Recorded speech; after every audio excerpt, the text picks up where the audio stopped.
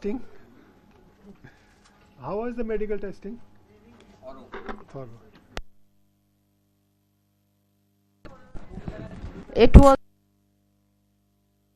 ये खूब सारा खून निकाल लिया उन लोगों ने. I have two problems, and I will share them with you right in the beginning. One, we don't have much to share feedback on, or do we? Because we had a session on 11th. So is there anything that somebody would like say that we want to share something, or you want to share something? Okay, so we'll have some time for that, and then we will start on the. They can, of course. Want to is different from can. I mean, there are a lot of people who have. So if there's something that, or an issue which people want to discuss, I mean, there is this issue that we want to know something about, something that we can talk about, because the morning 1 hour is reflection session. So if there is something to reflect on, something that we want to talk about, we can do that. Otherwise, we can straight away go into the teacher development session. We can do that. Yeah. So while we put up the presentation, actually Poonam is not able to come for some reasons. She's part of a selection committee process. So we have kind of looked at all what she has done, the kind of papers she has written, and we have also picked up from some other places, and we will try and construct something that she would have liked to. So let's try and think of the word teacher development. What does teacher development mean? We say that most important aspect of teacher development is seen to be what? Teacher training, teacher preparation. But we need to think about whether that is all, is that the most important part?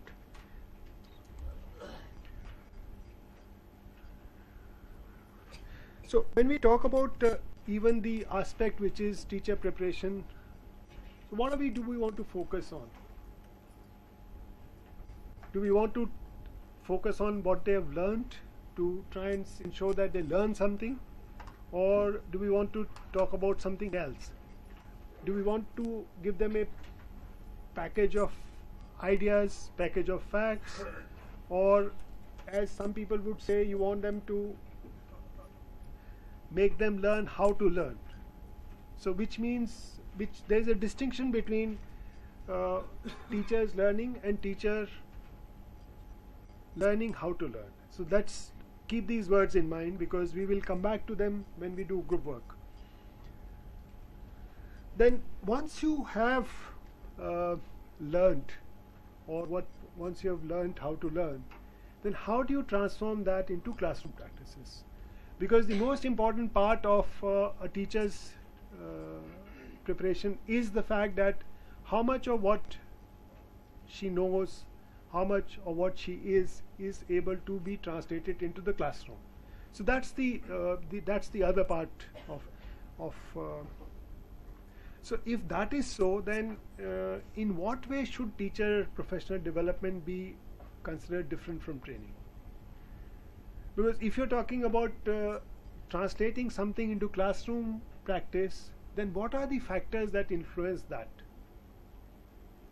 Do they only relate to what teacher knows? Do they only relate to what kind of ideas teacher has, or it relates to something else as well? So then we need to think about what aspects do teacher development relate to. This terminology of teacher development has come in the last 15 years. After we have done across the country a lot of teacher training, and we have started seeing that as much as we do in the teacher training, the classrooms don't change as much.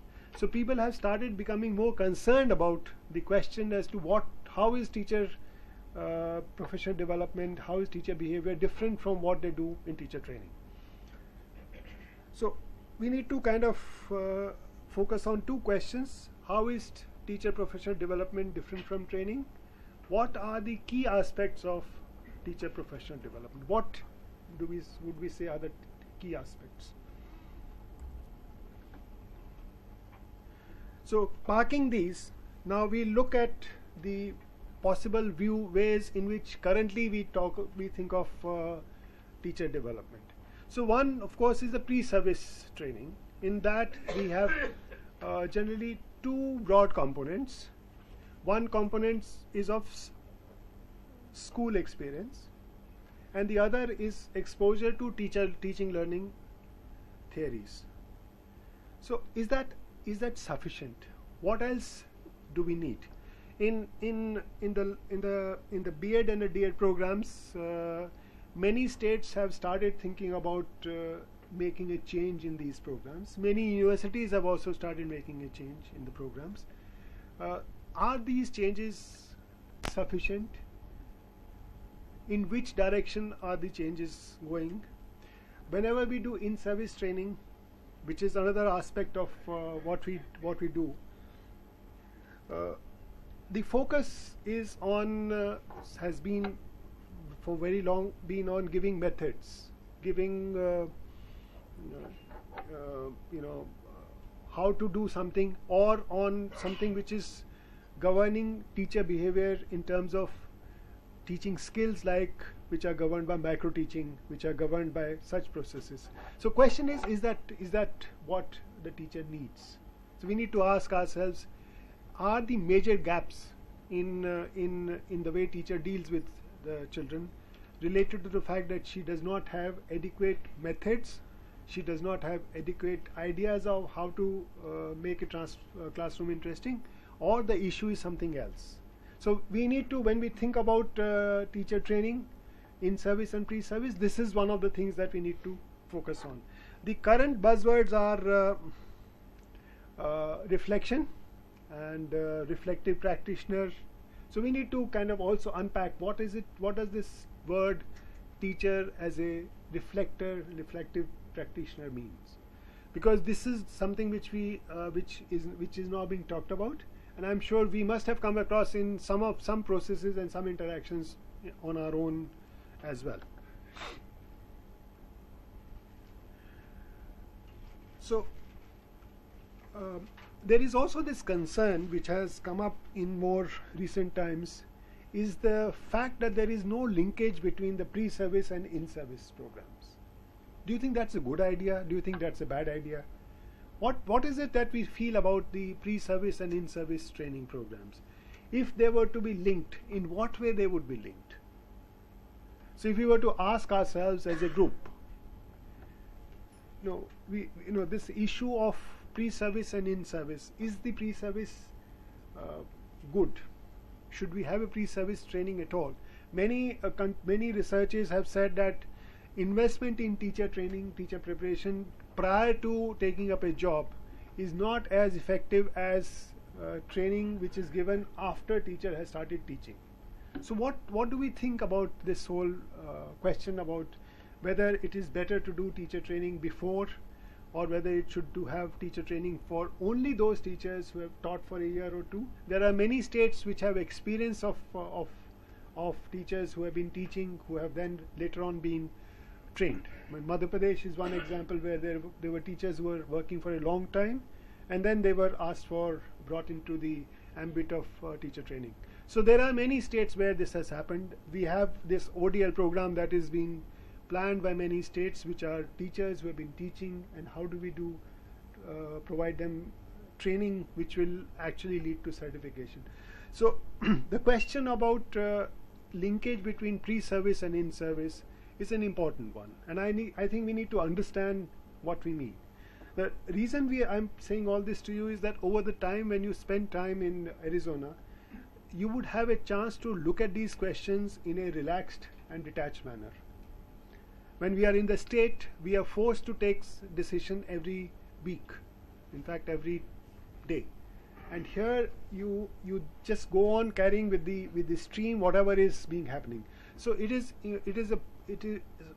some of you could sit down and actually think about teacher professional development, step back and analyze all the experiences that have happened, and try and see what is it that you think, and what is the literature saying, what are the various information on the net also, after we have presentations and discussion.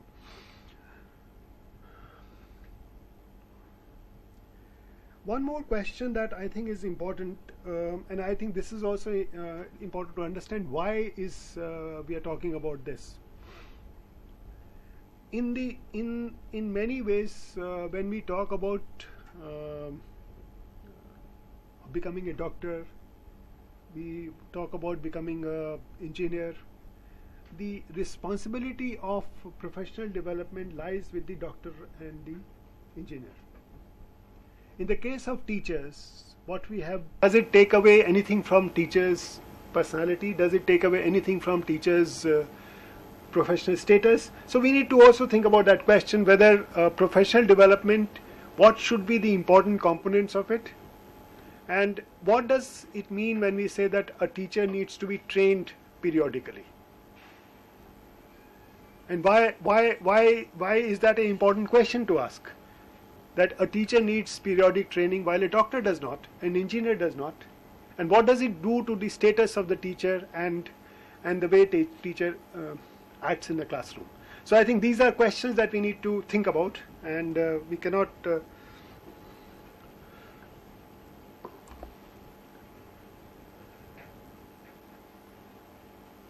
so of course if you talk of professional development, whether you talk for any profession, you need to have some formal structures and institutions which will give opportunity for the people in that profession to build their capacities. So those, whether you are whether it is doctors, whether it is engineers, whether whatever it is, you require these systems which will add capacity in you. So what kind of systems exist in our country where teachers can build capacity and where educators can build capacity? And when you look at that system, and when you look at the system in where you're going, Arizona, and the kind of institutions you will go to, one of the questions that we need to ask ourselves is why is this difference, if it is there, why is the difference? What is the difference? And why is this so? Can we make some of that possible in here also? So in order to do that, we need to understand what formal structures and institutions exist here. What are and how many, and how do they function? What are the kind of programs, what are the courses that are available in these institutions and outside? So if we were to think about a teacher and we were to ask, I want to build my capacity, what opportunities are available to me? So just think of a teacher in Sitamarhi district, or somewhere in Dhubri in Assam, and say that, well, I want to build my capacity in mathematics, I want to build my capacity in language. What structures are available to me as a teacher? And contrast that with a doctor who has what kind of forums are available to that person. So then we look at teacher professional development as a entity of a profession which is developing itself, and a profession which is being developed by someone else, and the distinction between them is an important distinction to make.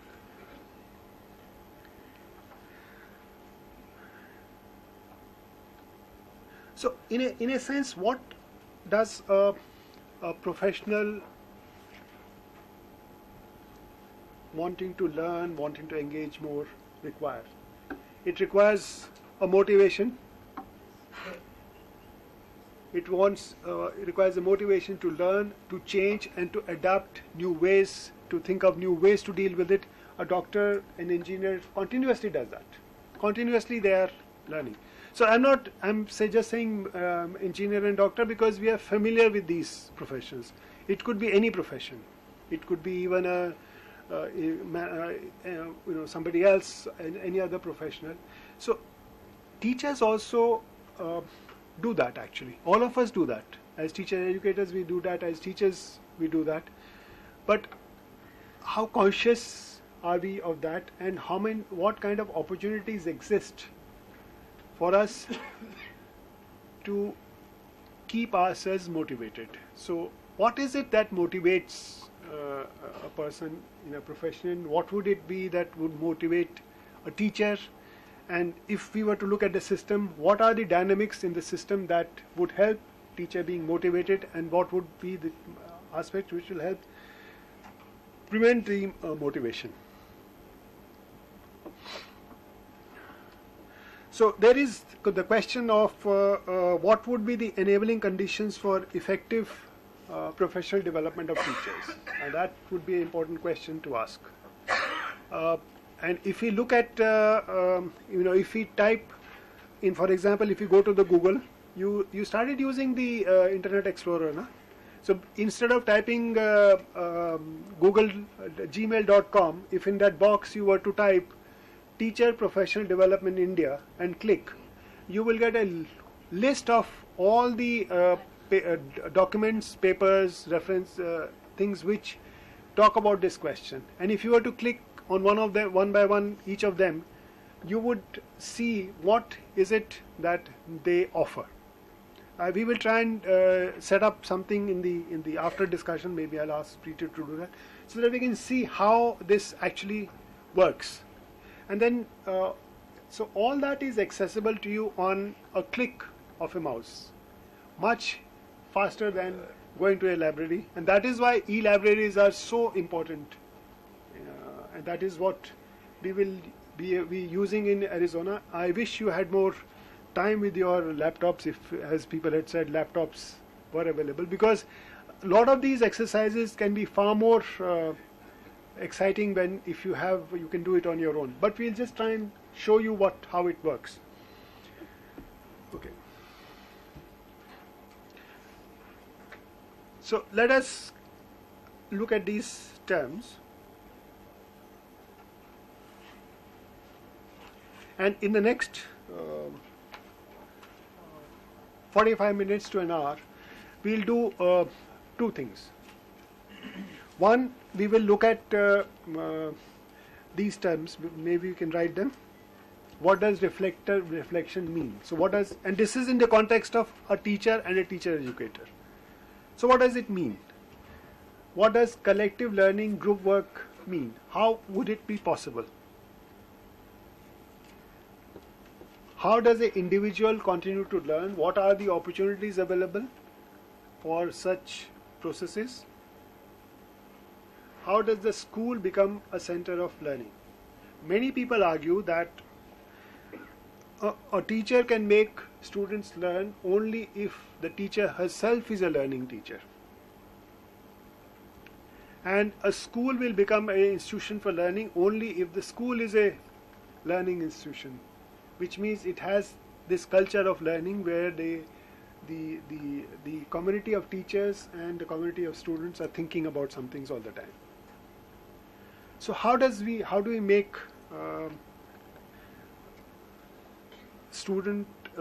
school have a culture of learning, and what are the attitudes and attitudinal changes that may be needed for this? And here we are not talking about attitudes and attitudinal changes which are beyond our control. So we're talking about things that we can do. So while we discuss this in a more wider sense, we will eventually try and narrow down to what possible things are doable. So you look at the entire scenario of what is happening, and what are the gaps in what you think should be happening based on whatever you think about how to make a teacher reflect. What are the challenges in order to make that process, and then what is it that we can do? Circles of influence. Absolutely right. So let's try and look at each of these and try and say, in our country, what are the circles of influence that we can work upon. Yeah? Okay. So I will stop here. So if there are some questions, we can discuss it. Otherwise, we'll go in for group work, and we will come back with our own analysis and presentation of what we think should be possible. And we'll also give you some very simple materials to read, so that will give you a summary of what we have discussed just now. Sir, hello. Sir. Yeah.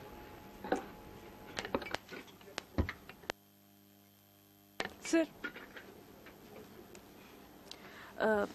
Sir, regarding teacher development programs and overall teacher development, there were so many things which has been talked. But there are few more things which I think are really needed if we really want to develop teacher. Of course, making them critical thinkers and reflectors it's much necessary, and making them self-learner is also very important. But few more things which I want to add is that, of course, in our country the problem is that, as you said, that teaching is not seen as a profession, as a very trained profession, just like medicine or engineering is. There are, in this, adding to this, there are some other aspects also in which we need to think, like other needs of the teacher, which can really make him a good professional. Like before posting a teacher to a Naxalite hit area, do we provide him any such training which can help him cope up with this situation, like we do it in army? Like when we train army personnel so that they can survive in forest condition, they can survive in difficult terrain. But do we train our teachers like that they can survive? Most of our teachers, like, they are from urban backgrounds. When they go and teach in rural background, do we provide them any such training that they are able to survive in rural background, they are able to cope with means of lack of transportation, means of lack of communication? Do we provide such training? Do we provide any training which can make them understand rural language? Because I have experienced that many of the teachers who move from cities to the villages for teaching, most of the time they don't understand even what the child is talking.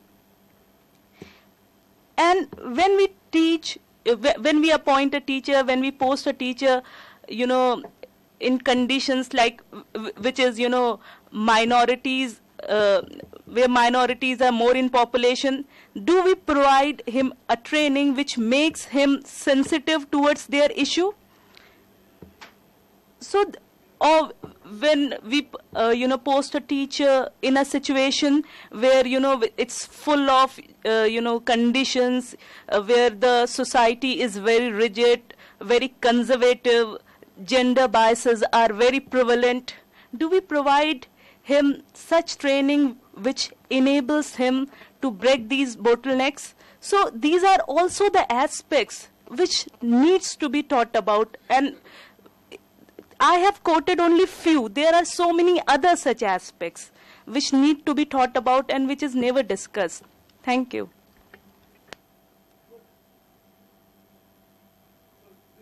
One more area we need to we may think about, that is this. How many areas that teacher needs training in, and if we were to give training in all these, what would be the process? How long will it take? And how much? And therefore, also back to the question about training and professional development. What is the relationship? What is the difference? How would things operate?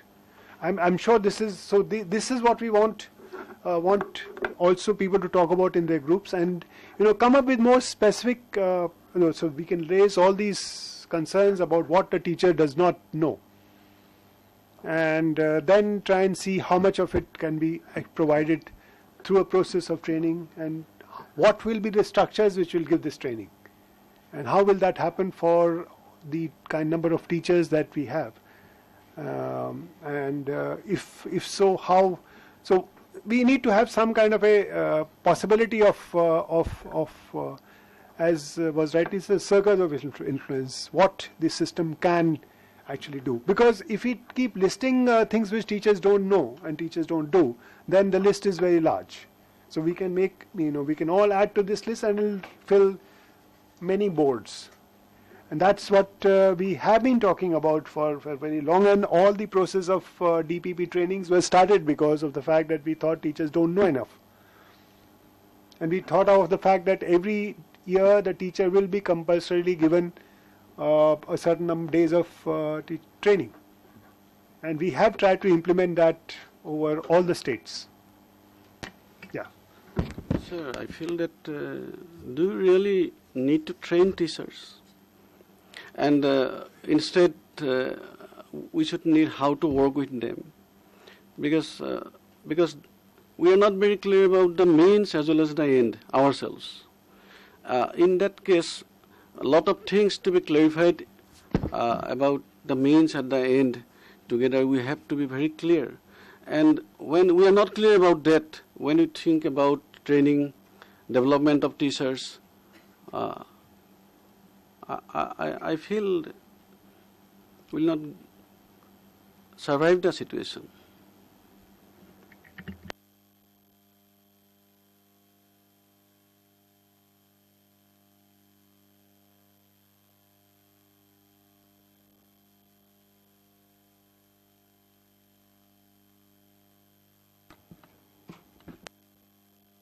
Sir, here is also a question. Oftenly we divide teacher education in the 3 steps. As you told us, pre-stage, in-service stage. But there is also a stage of induction. And in this regard, nominant educationist Muhammad Akhtar Siddiqui, in his book In-Service Teacher Education, writes, this stage means he is saying about the induction.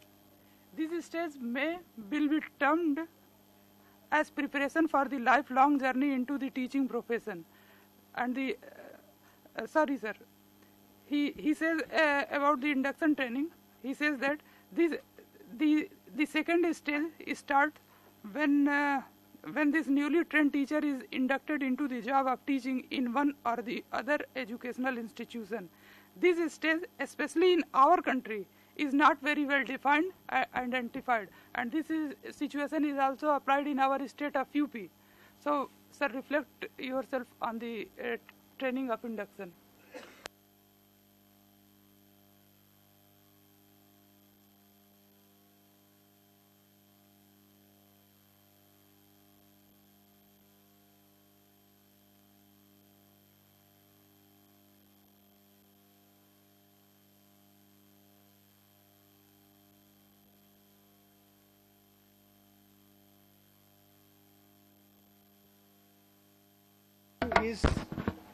Is also pre-service.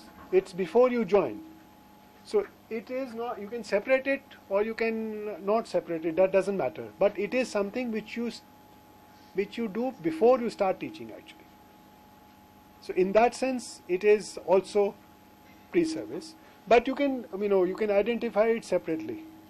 Doesn't make, you could also identify induction as a part of in-service. So you can either club it here or club it there. You could run induction training in ways where many people say that you do 3 days, then you do 1 month of teaching, and then you do 3 days again. So, in a sense, the point that Dr. Siddiqui makes is that there is no institutional involvement in training. That's an important question to ask ourselves. That if I think of a school, and I think of a government school or even a private school, does that school have an identity of its own? So if I have a DIET, for example,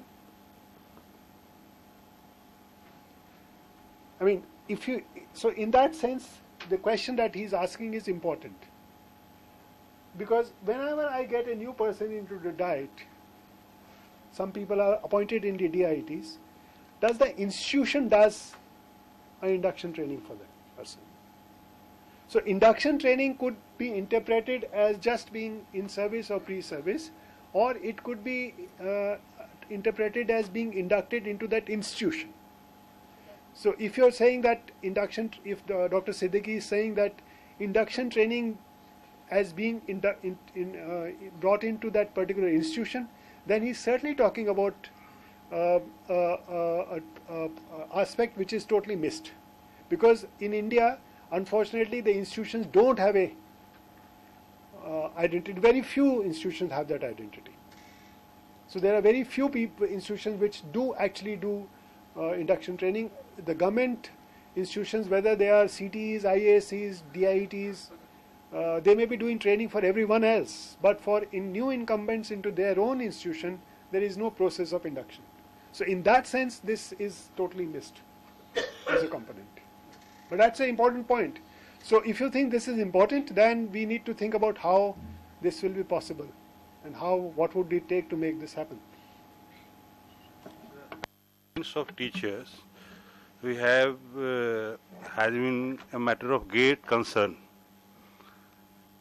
Under these circumstances, how and why do we think about, and for whom do we think about reflection, collective learning, individual learning, culture of learning in the school, attitudes and attitudinal change?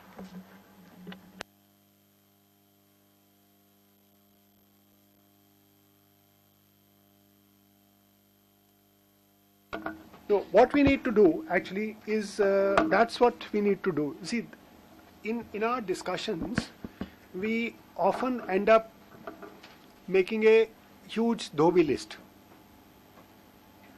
So what we want what I would like you to do to look at these and cull out the 5 most important factors which make this difficult.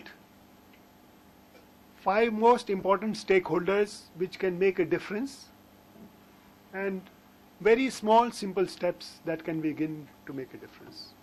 And it would be useful for different states to make an analysis of their own state and talk about what is the situation and what are the constraints to make that situation change. So let us step back, not as a representative of our state, but now as an external person who understands the state and is writing a critique for the state to follow. Does that make sense? And the state is the collective state of India. So groups have different states representatives. They can share that and then try and cull out from it a picture that we can present as to what is the. And we must also recognize that a lot has happened in the last 20 years. It has not gone the way it should. But the fact that there is a recognition that teachers need to be continuously, learning. There is processes that have been, allocations that have been made to make that, ensure that happens. So we have all that happening, and yet we are not satisfied. So we need to identify some key elements that perhaps are not correct, that we would like to change. Is that okay? So we would. Do you want to change groups, or our groups are fine? Change. Change. Okay. We know we should start for the next 3 days different groups.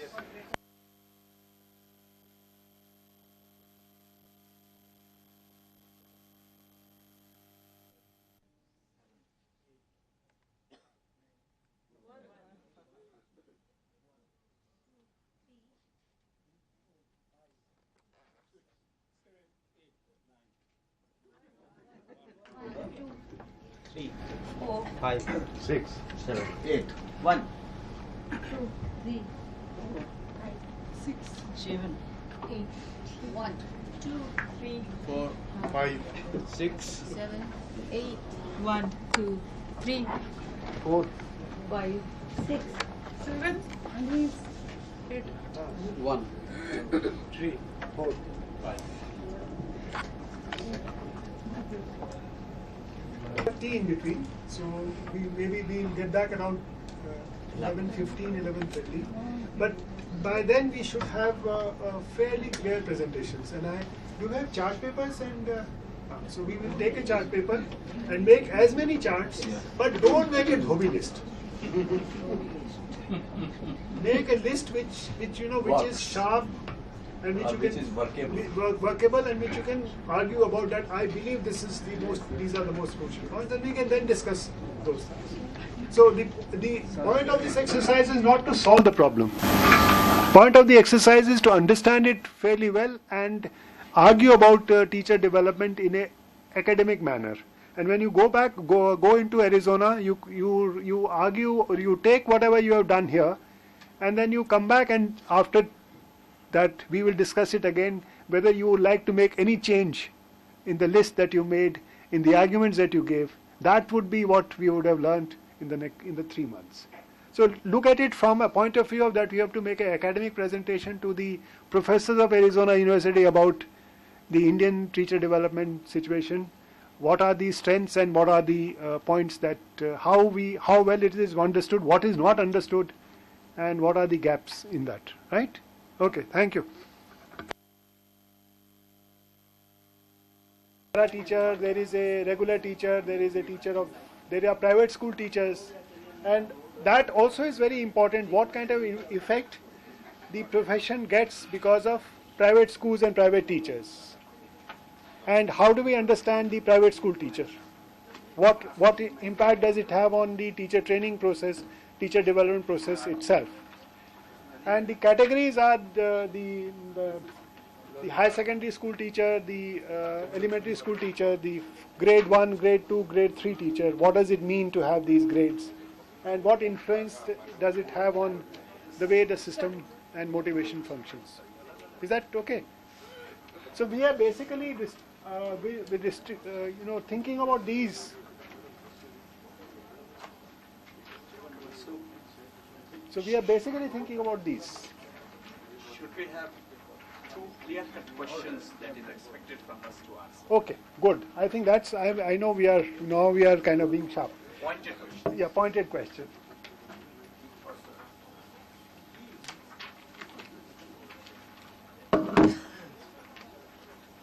So one is, what do we understand of TDP in today's context?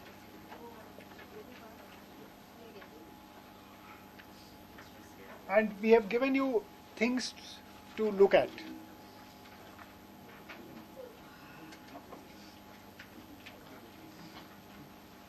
What influences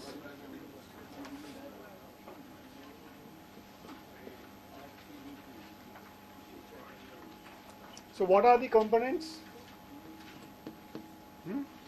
What influences TDP? And then as an implication of that, how do we make a difference?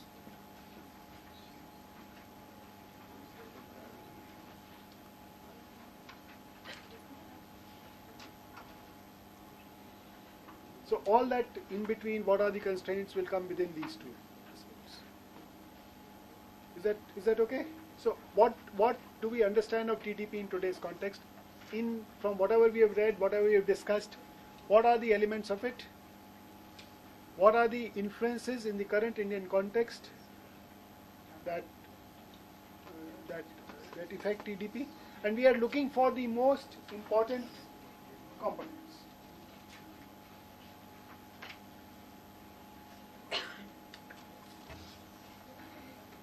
You now kind of readings that will be important for you when you go there. So this is the most simplest start. If this is the simplest start, Yes. what will be the toughest end? Toughest end will be wherever you can reach. There is no limits for that. Yes. You can't read this? Yes. Okay, we can start. Kinds of teachers, categories and hierarchies. That's the issue that was raised.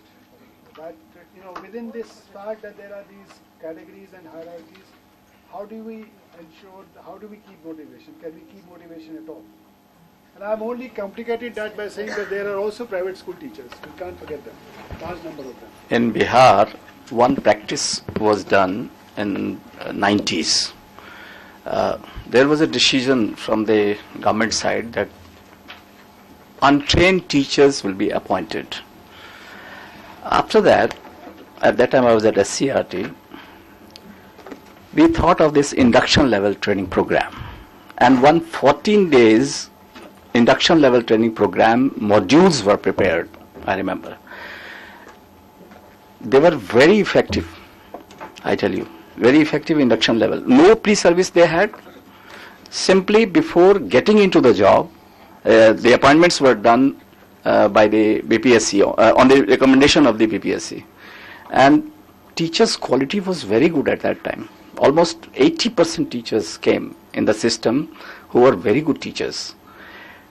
But slowly, all of them, because they were so competitive, that they left out the system, and most of them joined some other profession because they were quite good. So induction level training program is very, very effective.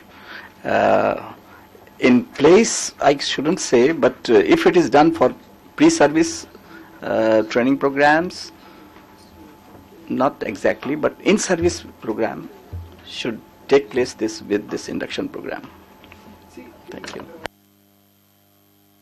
The example that you're giving is not of actually induction training. It is of pre-service training of a kind which is only 14 days. So induction training is not to be done, as we said, induction is induction into the... Just an idea about how the teacher should go. So that's a pre-service training, which is considered essential for the teacher person to become a teacher. No, it was called induction. It couldn't call anything. You can call anything, but that is not what conceptually. See, that is important to understand. Therefore, when you examine these terms, what does induction mean? And we should ask ourselves, if you kind of look at the again the web and type in induction, type in pre-service, you will get lots of things, and people would have analyzed each of these words in these thick papers. And it is important to understand these. The reason why our education processes, he asked a very important question to Vimla on that day about the sample and the kind of, why did you not take into... No, those are the kind of things that we need to be able to pick in studies, in papers, to be able to point out the gaps and limitations. And as I am saying, we are not looking for solutions for tomorrow. We are looking for understanding and analyzing deeply. Next 3 months are given for that. So when we say induction now, it should be conceptually, what does induction mean? And then see whether the training is an induction training or something else. So induction into what? So then we have, but pre-service means what? So and then what is the difference between pre-service and induction? So maybe you can present this in your group and people can talk about this and what is it. So we can now go back to the groups and start. Okay?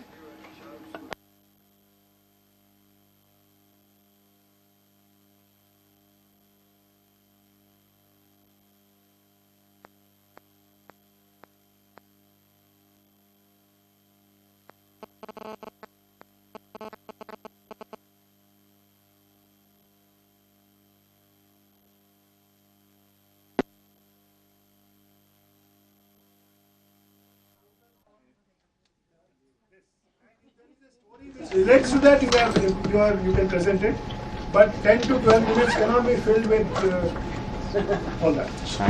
Number 4. Number 4. आइए. आप हैं.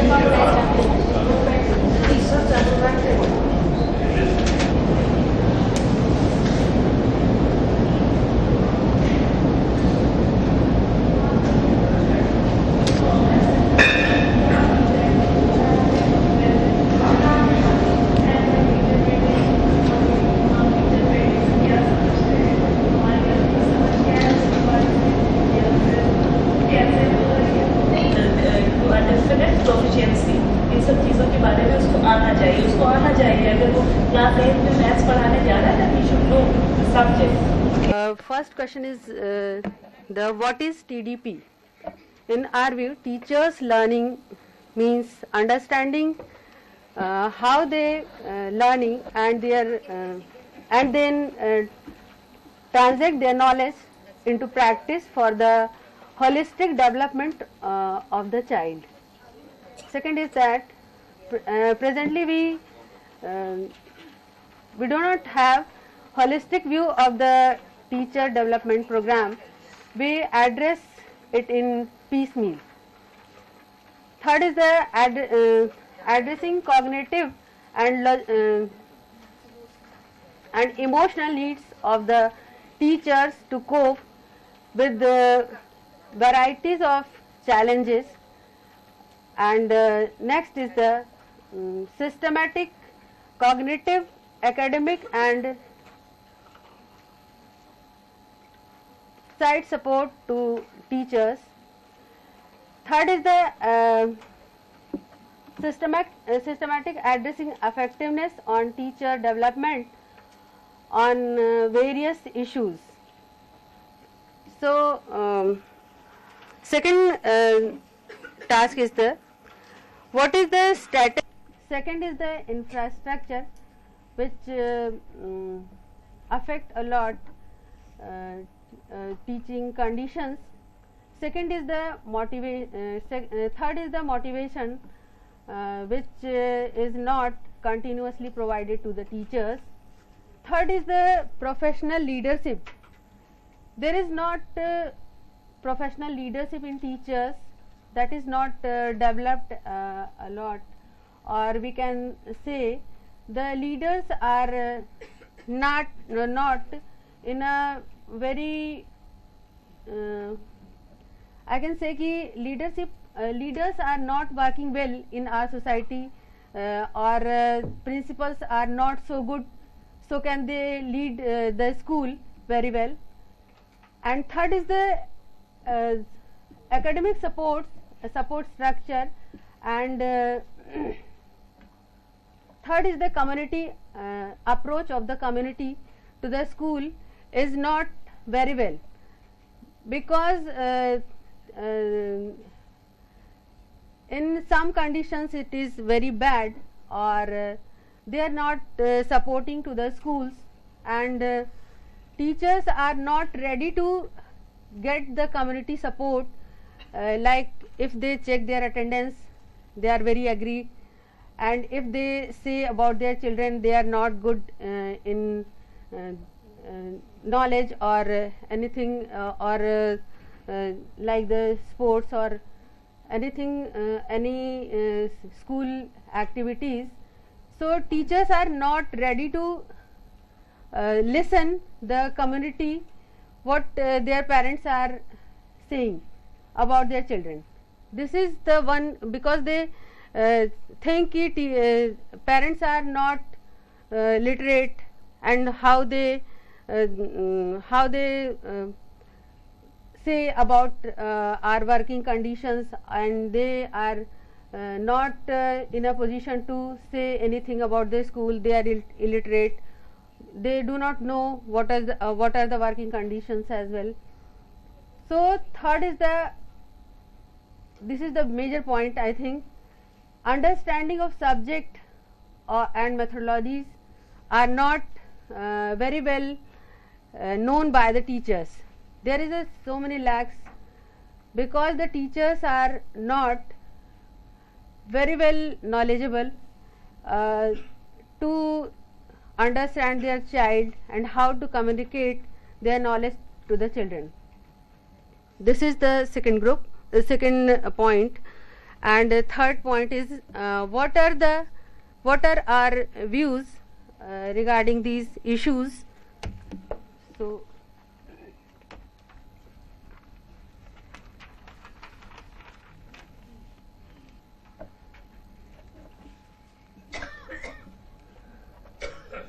So first is the functional resource centers must be there, because our BRC, CRCs are not resource centers, they are just training centers.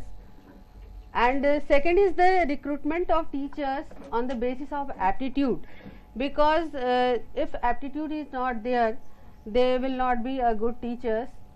So, and third point is the involvement of community must be there, and third is the reducing non-teaching work by the teachers. Non-teaching work affects the teaching conditions of the teachers, but I think this is not the very important point, because if we want to teach, then we teach the child.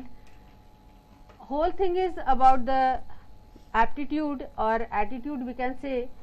There is a lack, there is a lot of lack of attitude in the teachers nowadays. Thank you, sir.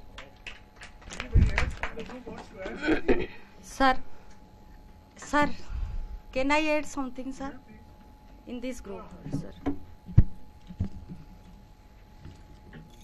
So far the second point is concerned that what are the issues that affect the function of the teachers in the school. My point is that she said that working conditions. In Odisha, we have different kinds of teachers like Shikshasak, para teachers, EGS, and contractual teachers. So one of my MA student, he has done his dissertation paper, the job satisfaction of contractual teachers, and he found that contractual teachers, they are not getting adequate prestige, and also though they are getting ill paid, or they are getting less amount than the regular teacher, they develop inferiority complex. That much, sir. Thank you. Anybody else of the group? Okay. Any specific question to this group? Any question to this group? Anything that has not been understood in the presentation? No. Okay. Thank you.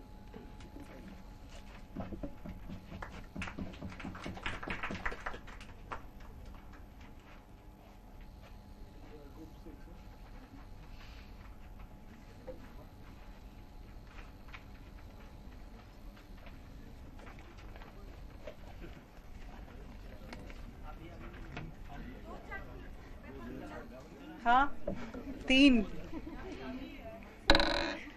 Hello, good morning everybody. Or good afternoon, that would be better. Our presentation, group 1, I'd request my group members to please raise their hands. Yes.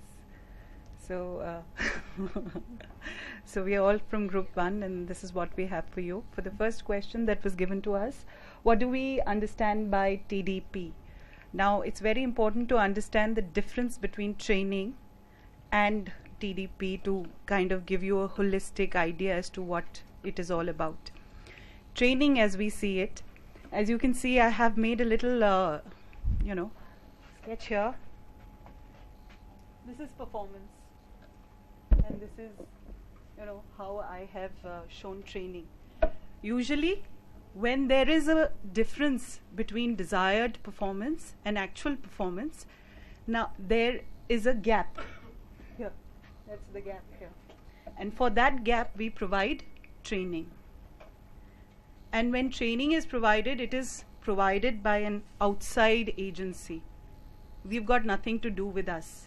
People feel that there is a, need for improvement, and maybe if certain skills are given, then the desired level can be achieved. So training is imposed, it is predetermined, you already have a structured pattern on which the training is going to run, and it is not based on personal experience. It is got an externally determined syllabus, external evaluation, input from experts. You can see that in the paper.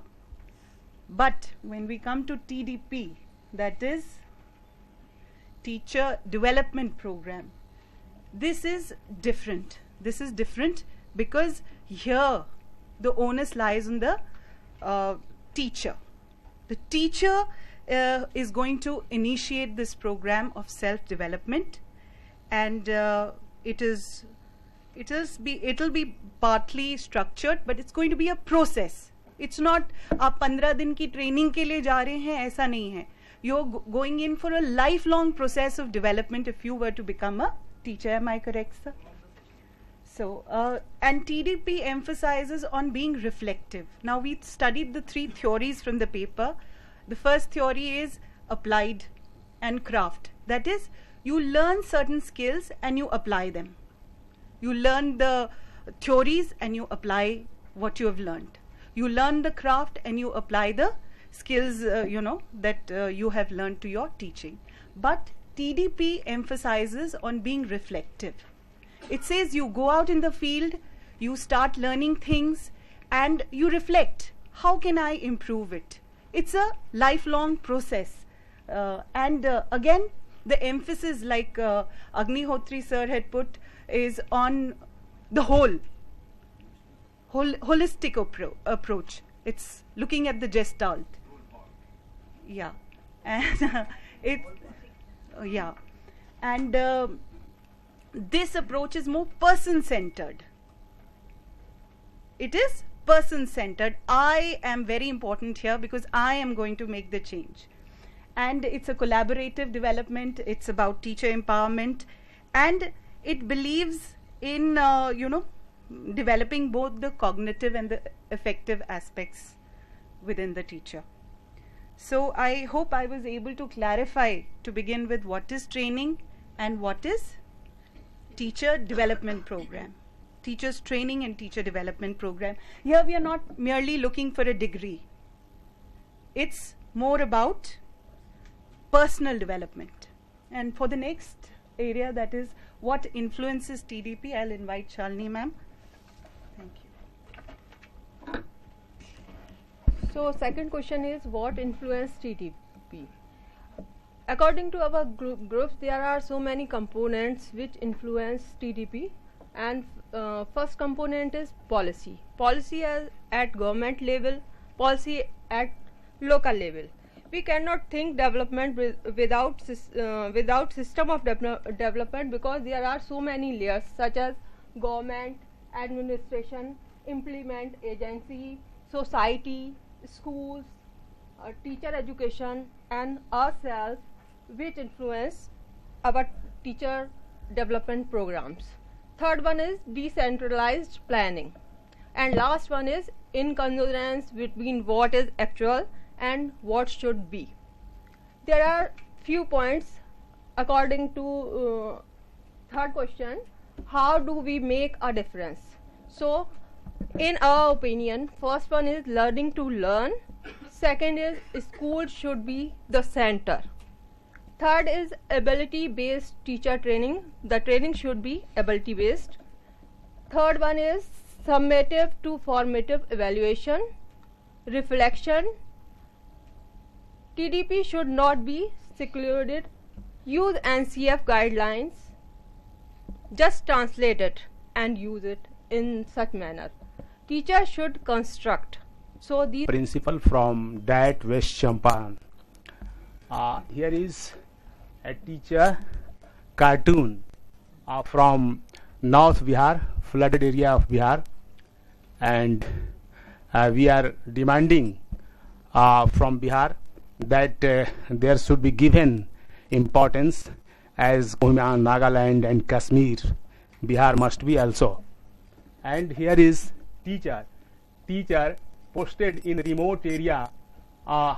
He wants a special demands, and he does not get allowances, facilities more, but rural teachers are not get more. No more leave casuals for study. And now teacher training, what is the difference between teacher training and teacher development? Here is written, and my questions are some important questions. Why not earning in teachers training colleges as Japan when manpower is cheaper in India? And other question is, why we are not present in Olympic as China is? Next question is, but government primary schools. These are my main questions, and differences has been given here, and you can see it in leaflets also. Thank you. This is the training. This is the training system. Whenever there is the performance gap, to fill up the performance gap, that training is done. Whether it is the personal development or the from the organizational. You are posing a question or you are answering the question.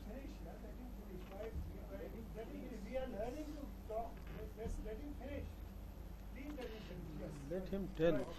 I want to say that teacher development program is depending upon the training program of the teachers. Without the training, you can't develop yourself. The acquisition of knowledge, which the professional area wants from you. That is my point. I would like to respond to that, sir. Please listen to what I am saying before you don't see. One of the things which I like you to point out to you is that in a discussion, your answer is not so important as the question. So I just wanted to point that out, because you're not going to be able to convince the person right now in 2 minutes. So give an answer which will be, in a sense, open people's mind to thinking. Yeah, go ahead. You acquire skills through training, but for the teacher development program, we are not just looking at skills. We are looking at an attitudinal change here, which we cannot bring about through training. Training cannot change attitude. It can change skill and bring in more knowledge, but it cannot bring an attitudinal change. So that's what I wanted to say. Presenting for group 2. And but first of all, I would like to request my group members to please help me if there are questions asked. Okay, because we all put in our ideas together, so there may be some questions that I may not be able to answer, because my friends have helped me put in those ideas. We put in all together. So the first question. TDP in today's context, we have put in some points. The first one refers to in-service professional learning. Then second one, we have self-learning, self-evaluation and self-development. Here in point number 2, it refers to self-learning, self-evaluation and self-development. It means the teacher learns by herself and herself or himself, and she is able to evaluate herself, and as a whole she is able to develop herself. Then third one is getting teachers to interact in groups and accepting innovations determined by experts who may not be themselves who may not be teachers themselves. So we can see that we all know that the packages are designed by experts who are not in the teaching profession, who are not in the field. So I think it should be need-based. It should be able to solve all the problems that we face in the field. Those kind of packages should be designed with the help of the people who are in the field. Then we have the fourth point. TPD today is not determined by quality and needs, but by hierarchy. We all know that so much of politics is involved in today's world. And the last point we have put in for the first question is learning from workplace. Then we move on to the next question, that is what influences TPD, and these are the points that we have put in. First one is hierarchy and seniority in government sector, and here we all felt that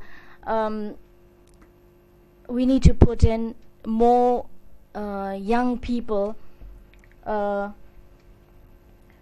We need to put in more people who have plenty of time to develop themselves professionally.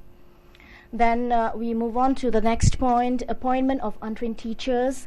Then third one is interrelationship and working relations between the various educational sectors and the state government. Then fourth one is dynamic structure of the society.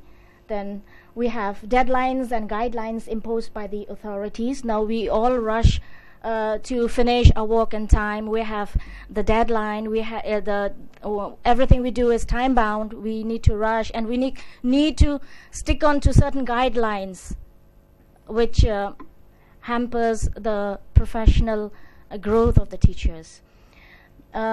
Then we have lack of interpersonal communication, support and encouragement among colleagues and the teaching fraternity. Sometimes we learn, but we just learn it for ourselves. We don't like to share. We don't like to interact with one another, which is one thing that we are lacking in our educational institutions.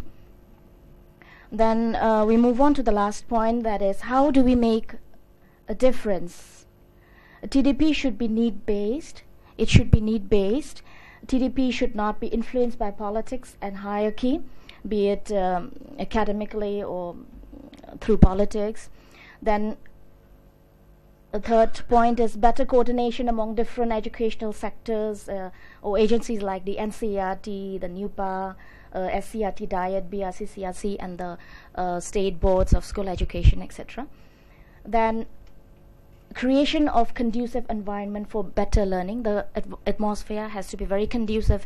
We have to make the atmosphere very conducive in order to learn in a better way.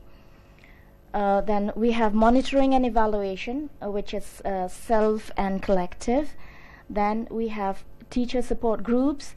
Then we have in the last point we have recognition for teachers' works, which is what we all need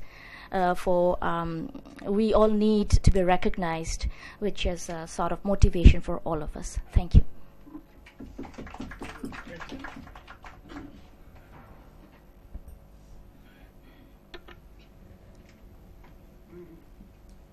I heard somewhere during presentation that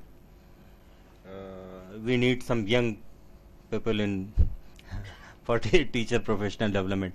How you came to this conclusion?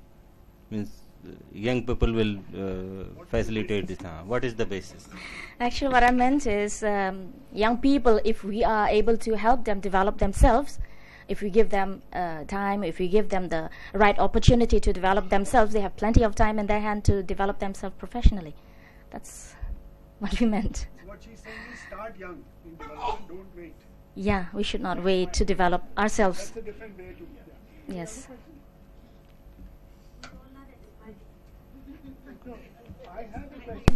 I'm not saying that older teachers do not need professional development, but yeah. no, Maybe young could mean enthusiasm has to be greater. Yes. So, yeah. I have a question to this group. You know, you almost say that if there is God, teacher training will be all right. So that's the solution that you provided, and I don't think that's a good solution at all. No politics, conducive environment. You know, then why are we talking here? Who's going to provide that? So actually, you need to go back and unpack these words. What do you mean by these? And what is one small step that can be taken to make this possible in an institutional space? So this is a wish list, and I think that's a good. I mean, it's a good wish list, but who's going to do it? We have to do it. Yeah, so we all have to do it. So therefore we have to start small, no? Yes, nothing is impossible. NUPA, NCERT not talking to each other is not going to be solved by our saying that they better talk to each other. Yeah, that problem cannot be solved. Like that. I mean, the faculty, you know, the points are very good. I'm sure that some of the things that have been stated are extremely good, but we need small, tangible steps that we can take. The circle of influence, and that I think that question has not yet been addressed by the group. So maybe you'd like to think back over the evening and come back tomorrow and make a statement in. Definitely. Okay. Thank you.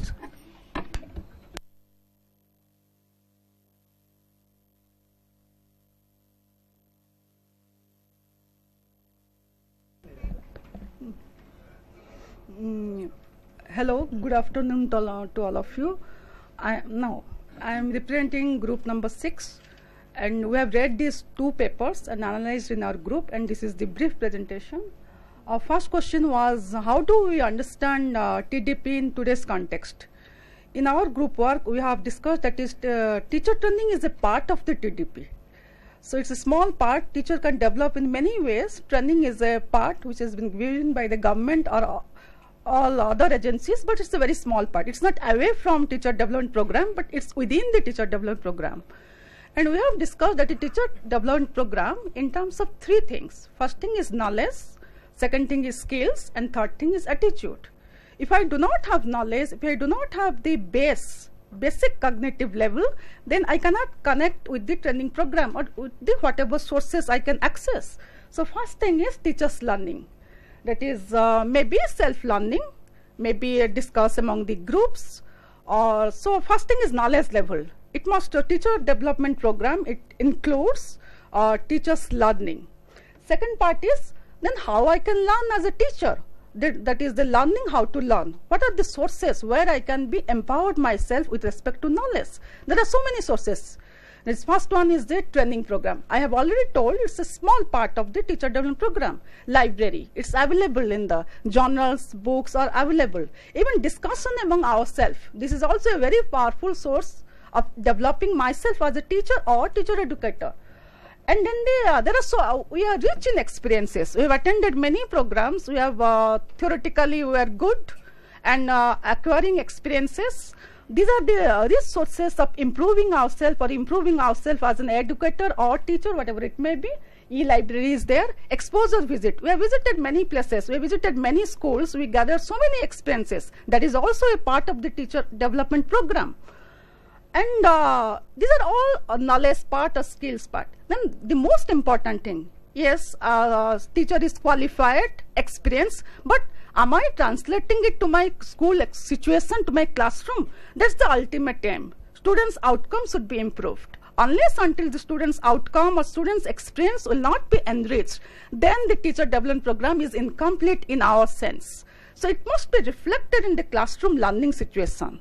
That's the most important thing. So in our group's opinion, we understand teacher development program with respect to the knowledge level of the teacher and the skill, or what are the skills development, and the third one is the whether we have the attitude, whether we have the capacity or willingness to learn. If I do not want to learn, maybe thousands of training will not improve myself. If I do not, a very good library is there in my institution. If I do not want to access the library, then perhaps it's within the reach of my area, but I cannot connect myself with the library. So these are the in today's context we understand the TDP in terms of the 3 areas. Then the second question is, what influences TDP? What are the factors which inhibits, which obstructs the teacher development program? The first thing is it's not first thing, it's all a relative. First thing is cognitive level of the teacher. What is my level? What is the structure? Am I able to connect to the training program or the sources, or there is a gap? May have a basic knowledge.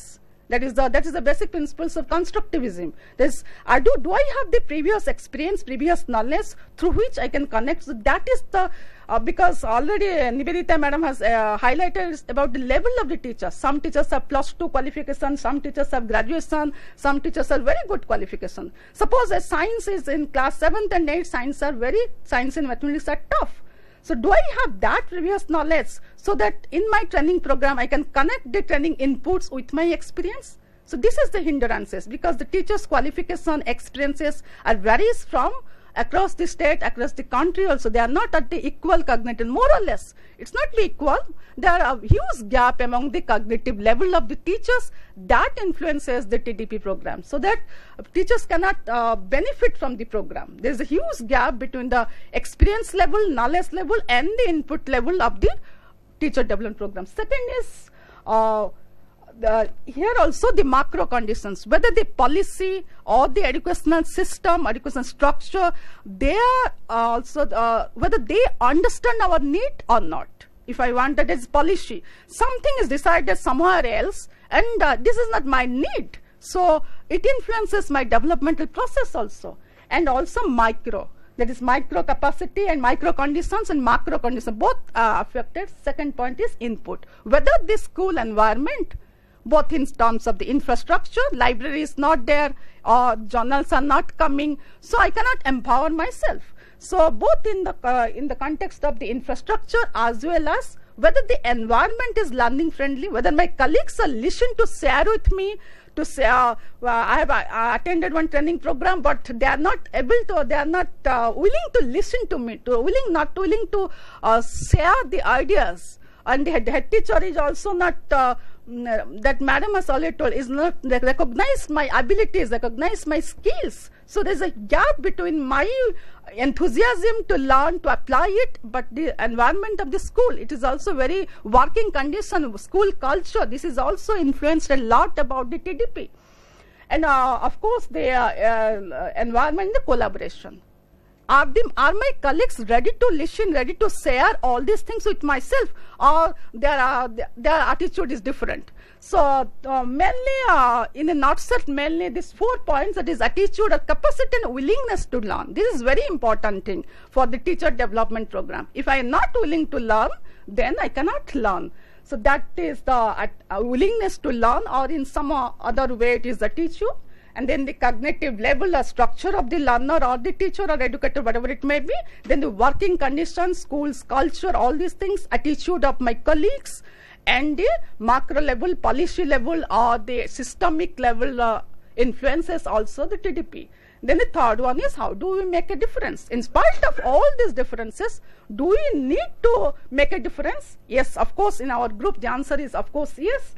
Then the first thing is need assessment. Yes, in many states, in our state also, assessment of the teachers' need is assessed, but not in a systematic way. Whether it is the assessment of the large sample, or making 25, 30 or 50 teachers and their samples, their needs have been assessed. So need assessment is one important thing. That is, if the training will not be satisfied my need, then I will not be interested to listen in the training program. So it must be need-based. It must be, the second point is, after attending the training program, it must be, sharing is a very important thing. Whatever I will learn, whatever, that must be shared within the colleagues, whatever the stakeholders, not the colleagues, all the stakeholders near me. Then third is, I have to practice it. Then only the TDP will be effective. Whatever I learn, I have to practice. It must be reflected in the classroom, as well as I must share it, practice and support. While practicing, if I face any problem, somebody is there to support me.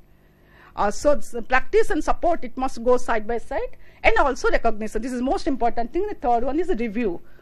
How much I have reflected? What are the problems? All these things, it must be reviewed by the head teacher, or by the trainer, or by anybody else, so who knew about the inputs. Then the feedback, again plan, again the next teacher development. So it's a cyclic process. So if we do in this way, I think that this teacher development program, it's a journey definitely. And the small steps are the workshops, seminars, training, exposure. These are the all, and my own willingness to learn. These are the small steps to go forward in this journey of the teacher development program. This is all about, we thought, in these 3 questions we have highlighted. Excellent. Okay, thank you. Excellent.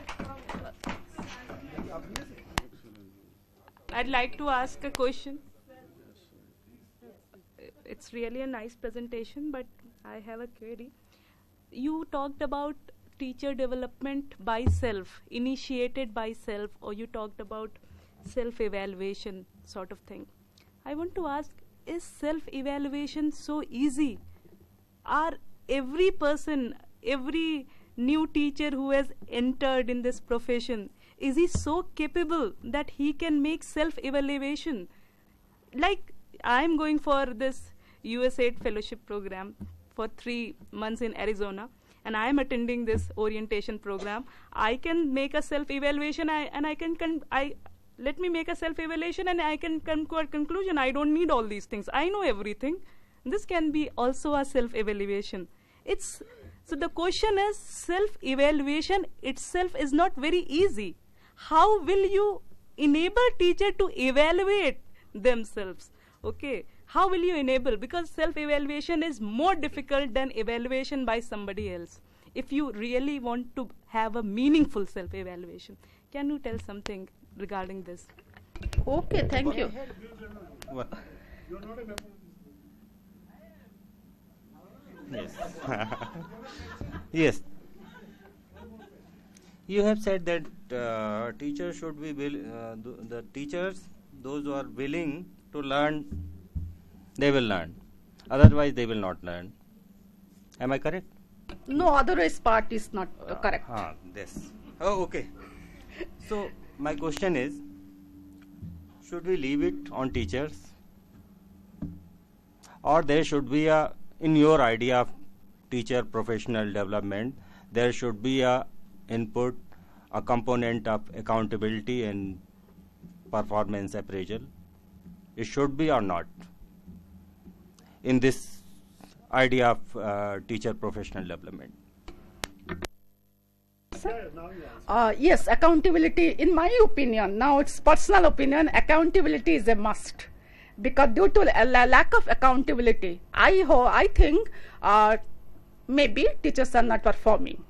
If accountability is fixed, somehow or other, accountability as well as recognition, both, not only accountability as well as recognition, all these things, if it will be included in a teacher development program in our profession, I think things will be better. Then this about Samrin's question, yes, self-evaluation, you cannot expect a change in a day's time or in a month's time. Self-evaluation is also everything, every empowerment is a process. I will evaluate myself today and I will see these are my strengths and weaknesses. Yes, many teachers are of different grades, things will be naturally difficult, but nothing is impossible. If I want to improve myself, then if I know that a self-evaluation is must, somebody will evaluate. Outside evaluation is a part of the things, but it will not control myself. If I want to, I have to evaluate myself. Where am I and where I want to go? That is, this is important, and it cannot be done, that is, in 1 day or 2 days. Then it is a process, I think. It will be improved day by day if I want to evaluate myself in a true sense. Okay, thank you. What I wanted to suggest is that by asking this question, maybe I knew the answer of the question, but I just wanted to throw it so that everybody can think in this direction also. That was only aim. Otherwise, that's what I also think. What I want to suggest is that, one more thing which I want to present in this open forum is that one thing which is very important is that which should be our guiding principle is that the real objectives of education. Okay, that is where you should start. Okay, that will also guide us for the self-evaluation also. What are actually the aims and objectives of education? If this goes in the mind of everybody, if this goes in the mind of maybe the bureaucrats, maybe the teachers, maybe the teacher educators, then things can be improved to a bit. Okay, thank you.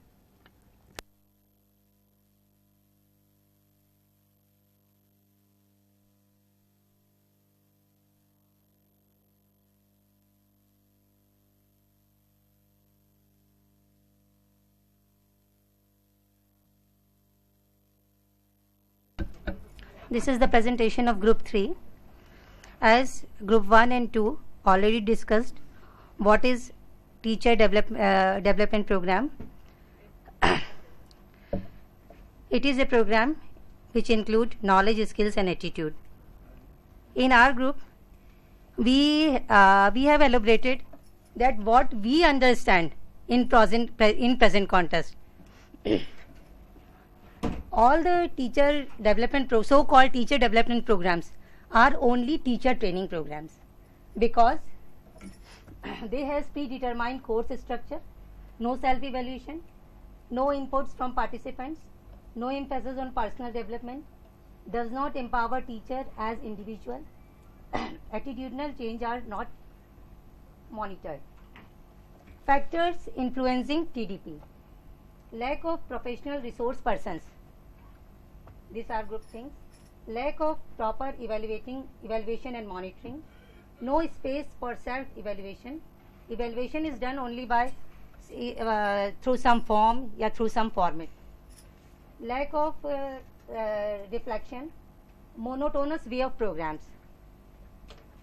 The reforms our group suggests: training development programs should be initiated by teachers, structured on actual needs.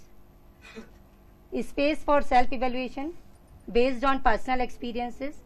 Explore and develop their own ideas rather than adopt predetermined ideas. Innovation should be encouraged. Inputs from participants by the feedback or through supervision and observation. The relevant steps to be added in further forthcoming programs. Thank you. That's all.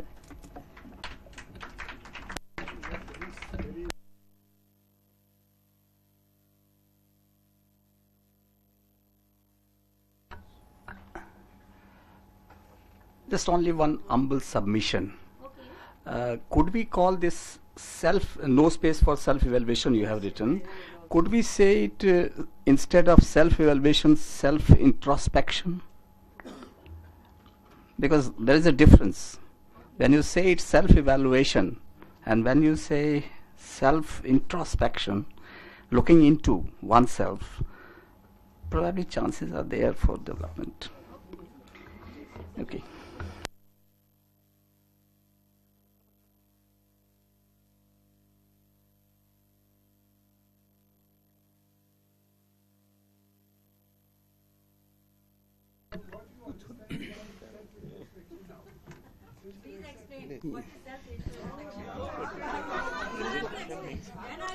You also add one thing also. You also add one thing. Space for individual improvement plan. Individual improvement plan is very very important, because if you collect need of training, need of any subject part, but how to transact, how to total training transaction, this is individual improvement plan. Okay, it should be. Ma'am मेरी भी मैं सारे group को उकसाना चाहूँगी एक बात पे, और खास करके सर को, कि आपने सारे ट्रेनिंग प्रोग्राम जो हैं, ये वीक लॉन्ग ओरिएंटेशन प्रोग्राम सब कंडम कर दिया. आपने बोला सारी ट्रेनिंग ही है, कहीं पे भी टीचर डेवलपमेंट नहीं हुआ है. तो क्या आप अपने शब्द वापस लेना चाहेंगी?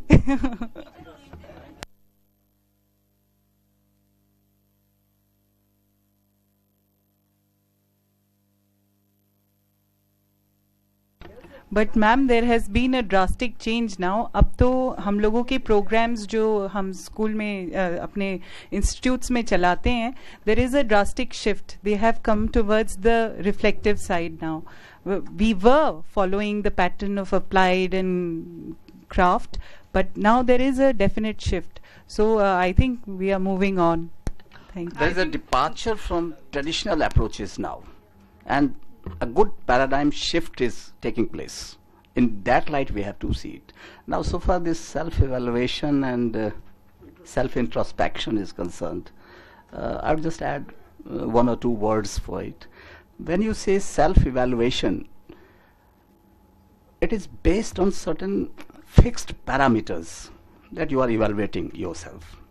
But when you say self-introspection, then the parameters are immense. It is not only the fixed, targeted, pinpointed or focused parameters. Rather, there are many, many. Okay. This is what I... So I will assume that people are not satisfied. So I want to ask a question regarding this. You told reforms initiated by teachers. So I want to ask which type of initiations taken by the teachers?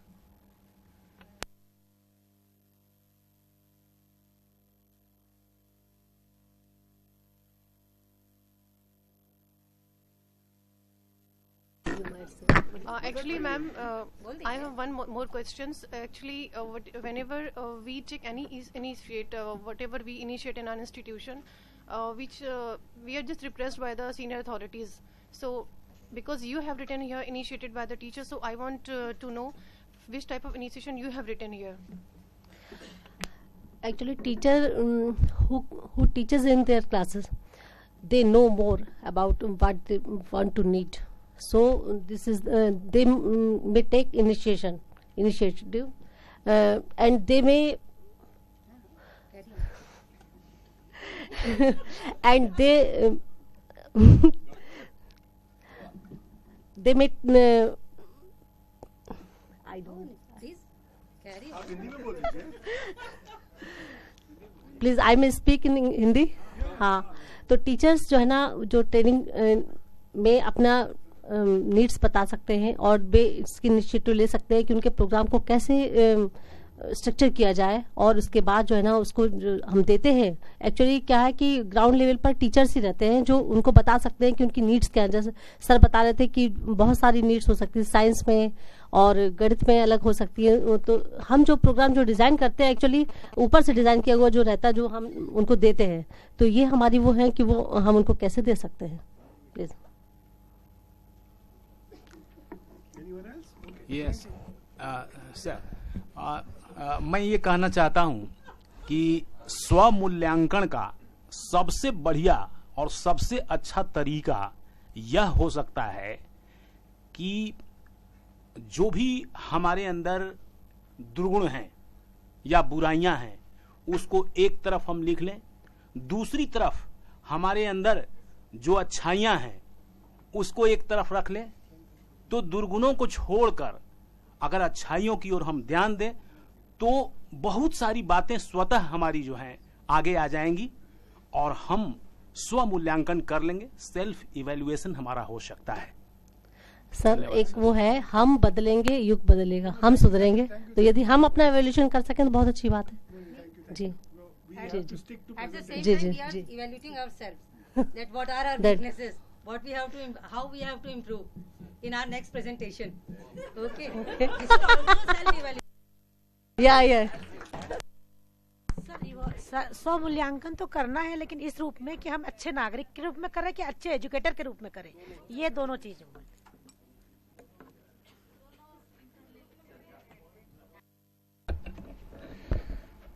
Good afternoon, friends. This is group presentation of group number 4. The first question, which was, what do we understand by TDP in today's context? We have discussed a lot in our group, and with the characteristics which we can draw is like this. It is basically a capacity building for teachers in a holistic manner. The manner which we all are talking from since last 3-4 days, that every should be thing as a whole, not as a part, like organic way of thinking and all that.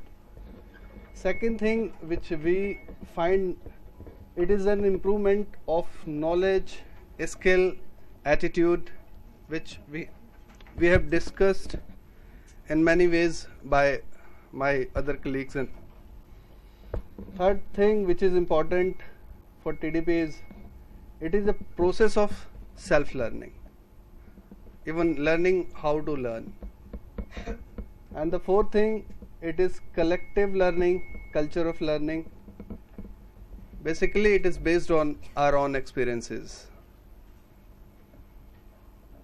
This is what we can draw of what we understand, our group understand what is TDP. And the second question, what influences TDP? We find that it covers a lot of area of teachers' attitude, their values, which influences socio-cultural environment. It also bring a lot of changes and influences. We must mention some incentive factors, promotions, awards. It brings a lot of influence on TDP. And not last but least, new challenges and changes which is coming in our society. They influence a lot. Third question you will answer? Okay. Hi, please. The third question was, how do you make a difference? Here our points are, by providing flexibility in the work environment of the teachers. Second one is collective thinking. Third one is teacher support system in the terms of materials and thought. And the last one is change in the curriculum and syllabus based on needs of teachers and students or children. These are our points. Any questions? Anybody? You're being very kind to them. Huh? if anybody can ask, sure, we will try to help them. No questions. No questions. Thank you. Again, in this second chart, collective thinking. In place of it, if you could say something about shared vision or shared visioning. It reflects, sir. Collective It means is. sharing. It reflects thinking and vision. Visioning, envisioning something. Thinking again something lesser degree. Envisioning is something more. Thank you. Right, sir. Thank you. As a member of the group, I would like to respond to the terminology that your questions are instead of collective thinking, you prefer a term visioning, collective visioning. See, what we wanted to communicate that a teacher as a professional develops when he becomes a part of collective thinking process. That is what we are doing during our group work. So this is not a kind, always visioning doesn't happen.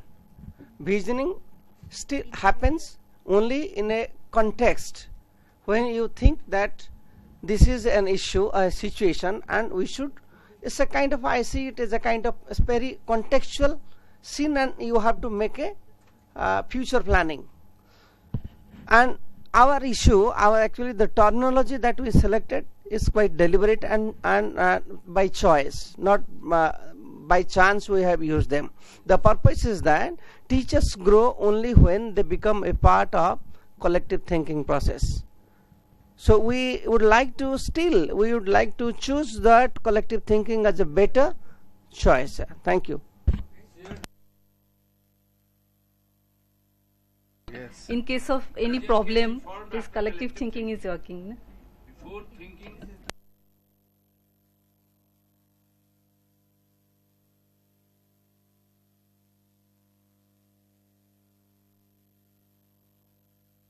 I am representing group number 7. Our friends are Dr. Jha, Mr. Prakash, Madam Bala, and Sri Alok Kumar, and my friend Dr. Murmu from Odisha.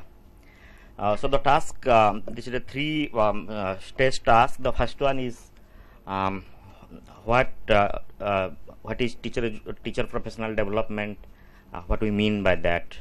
So we discussed on the 2 articles, the research papers provided to us.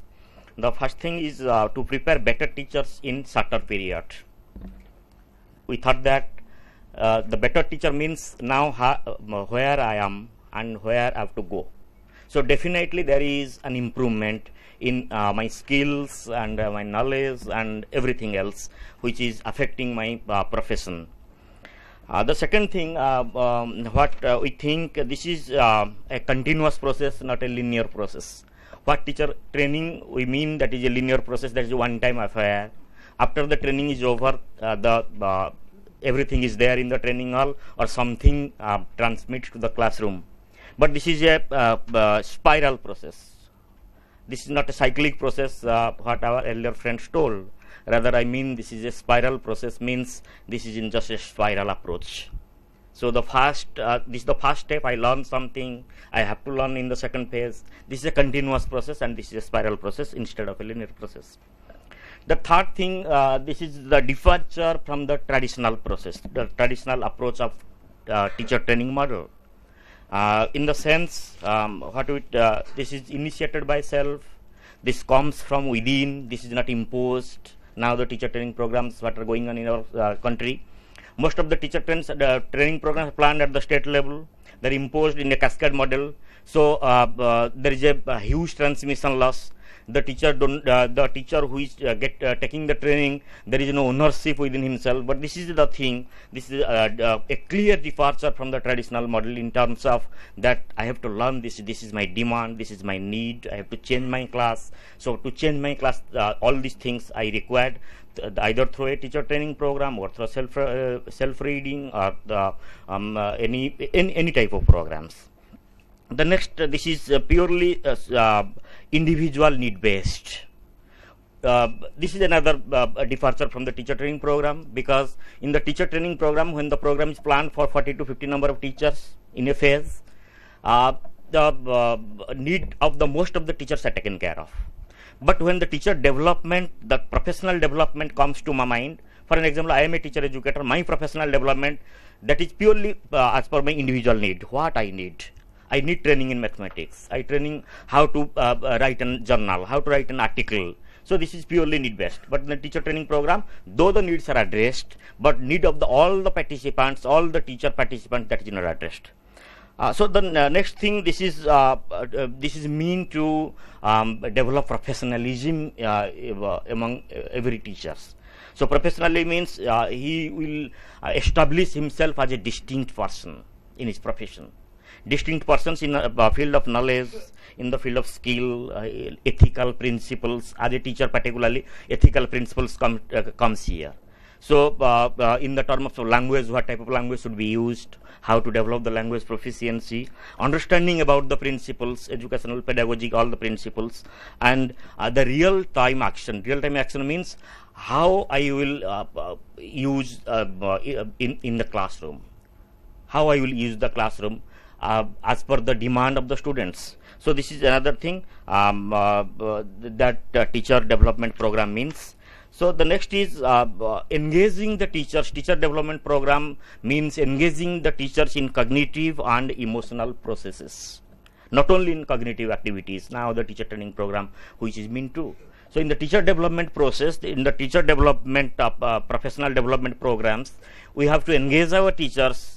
We have to draw strategies how our teachers can be engaged in both the professional activities, both the cognitive activities and in knowledge skill, and also as well as in the that is the emotional aspect. How to understand a child, to study his individual need, because this is very crucial issues in our class. And most of the teachers, they do not throw their views on those things. For an example, there is a disadvantaged child who is not saying anything in the class. Only the cognitive exposure can help the teacher. Here is the emotional thing, the love, care, everything. How to touch the heart of every child. So the teacher professional development says about this. So another thing, the teacher professional program may be done individually and also in group, that is collectively. Not only, but the teacher training programs that are only in a collectively. So there is no scope for very less scope for individual activities. So the teacher professional development program that gives stress on both the things. One is the individual activity. I have to learn by myself. I have to learn different materials. I have to go through the e-library, the web library, everything else, and as well as I have to group also in. I have to do works in the groups, because there is sharing among ourselves. This is my problem. How you have solved in your school. So this is one thing. The last one, what does the teacher professional development mean? That is the engaging the teachers in the process of reflection. So here reflection we mean, this is in the question in the first presentation by Hadi, that is reflection helps the teacher to analyze his needs, problems and the changing process. So reflection, adapting to our own situation. Here two terms comes in the most of the teacher training program what we observed. So if I am presenting an activity in a class, in a teacher training program, and I ask my teachers, you have to do activities in your classroom situations. But most of the teachers, they complained. So, and when they will go back to their school, they only conducted those activities which are done at the teacher training programs. They are unable to develop new activities or other concepts. So that is the dependent syndrome. That is not teacher development. This is not teacher empowerment. So the teacher empowerment, teacher development means I have learned such things in the teacher training program. If a new situation comes in my classroom, in my workplace, I have to practice. I have to adapt the things. So adaptation is very important for reflection. Adapting in our own situation and responding positively or affirmatively. So I shall not complain. This is the teacher training, but this is not taught to us. When we will go to school, why you are not conducting activities? Why you are not engaging the children in activities? Oh, this was not taught in our teacher training program. This is a complaining nature. So when there is a professional development within a teacher or a teacher educator, he will not complain. Rather he will respond affirmatively, positively. So yes, this is the good thing. I have to learn from you. I have to learn from others, and I will respond to the situations in my class. So this is the main thing of the teacher development process. What we think that professional development. So far as the factors concerned, one thing is the factor is willing to learn. This is from within. If the teacher is not ready to learn, so no program, no teacher training program, nothing will help the teacher to change his classroom practices. So willing to learn, that means we have to willing to learn from others. The demand will come from within. So that is self-initiated, and there is also scope for learning from others. Second thing, the school culture. The school culture is very important thing in developing teachers. So what is the school culture? The school culture means there is the ethics of the school. The ethics of the school. So where the teacher is working, that climate, that environment, that affects the teacher development program.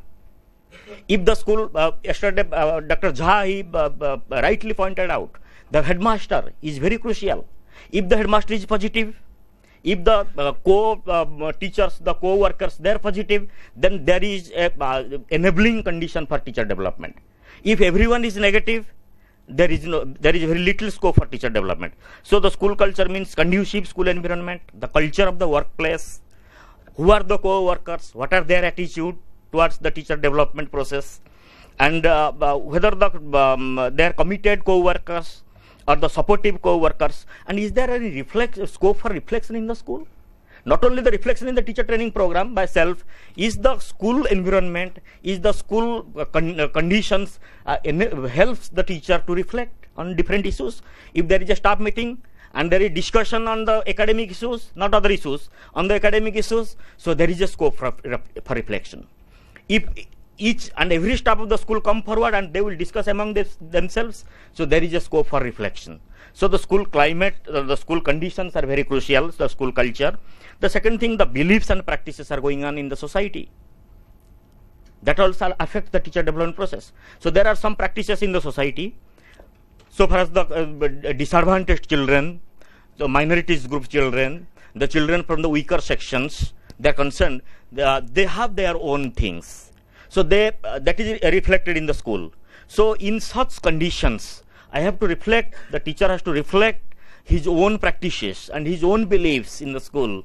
So that will lead the teacher for a professional development. And the next thing, how the system works. What is the working condition of the teachers? Just I have told in my group, in Odisha, the teachers were they enter to the government job, they get 4,000 rupees per month for 6 years. After 6 years, they are regularized. But the 6 years, the first 6 years of the service period, this is very crucial. He may be regularized after 6 years as a regular teacher, but the first 6 years of his career, that is very crucial for motivation. If that period he is observing another teacher is getting 20,000 per month, and he is only getting 3,000, 4,000 with the same works, with the same task, with the same responsibilities. So that demotivates him. And a continuous period of demotivation for 6 years, this is a very difficult task to regain his motivation afterwards. So that is the working condition, and how the system works. Is there any support system? How the monitoring is? Is the monitoring or the supervising officers, inspecting officers, they are cooperative, or they are going to just to punish him? Whether they are supportive, whether they are addressing the individual need of the teacher.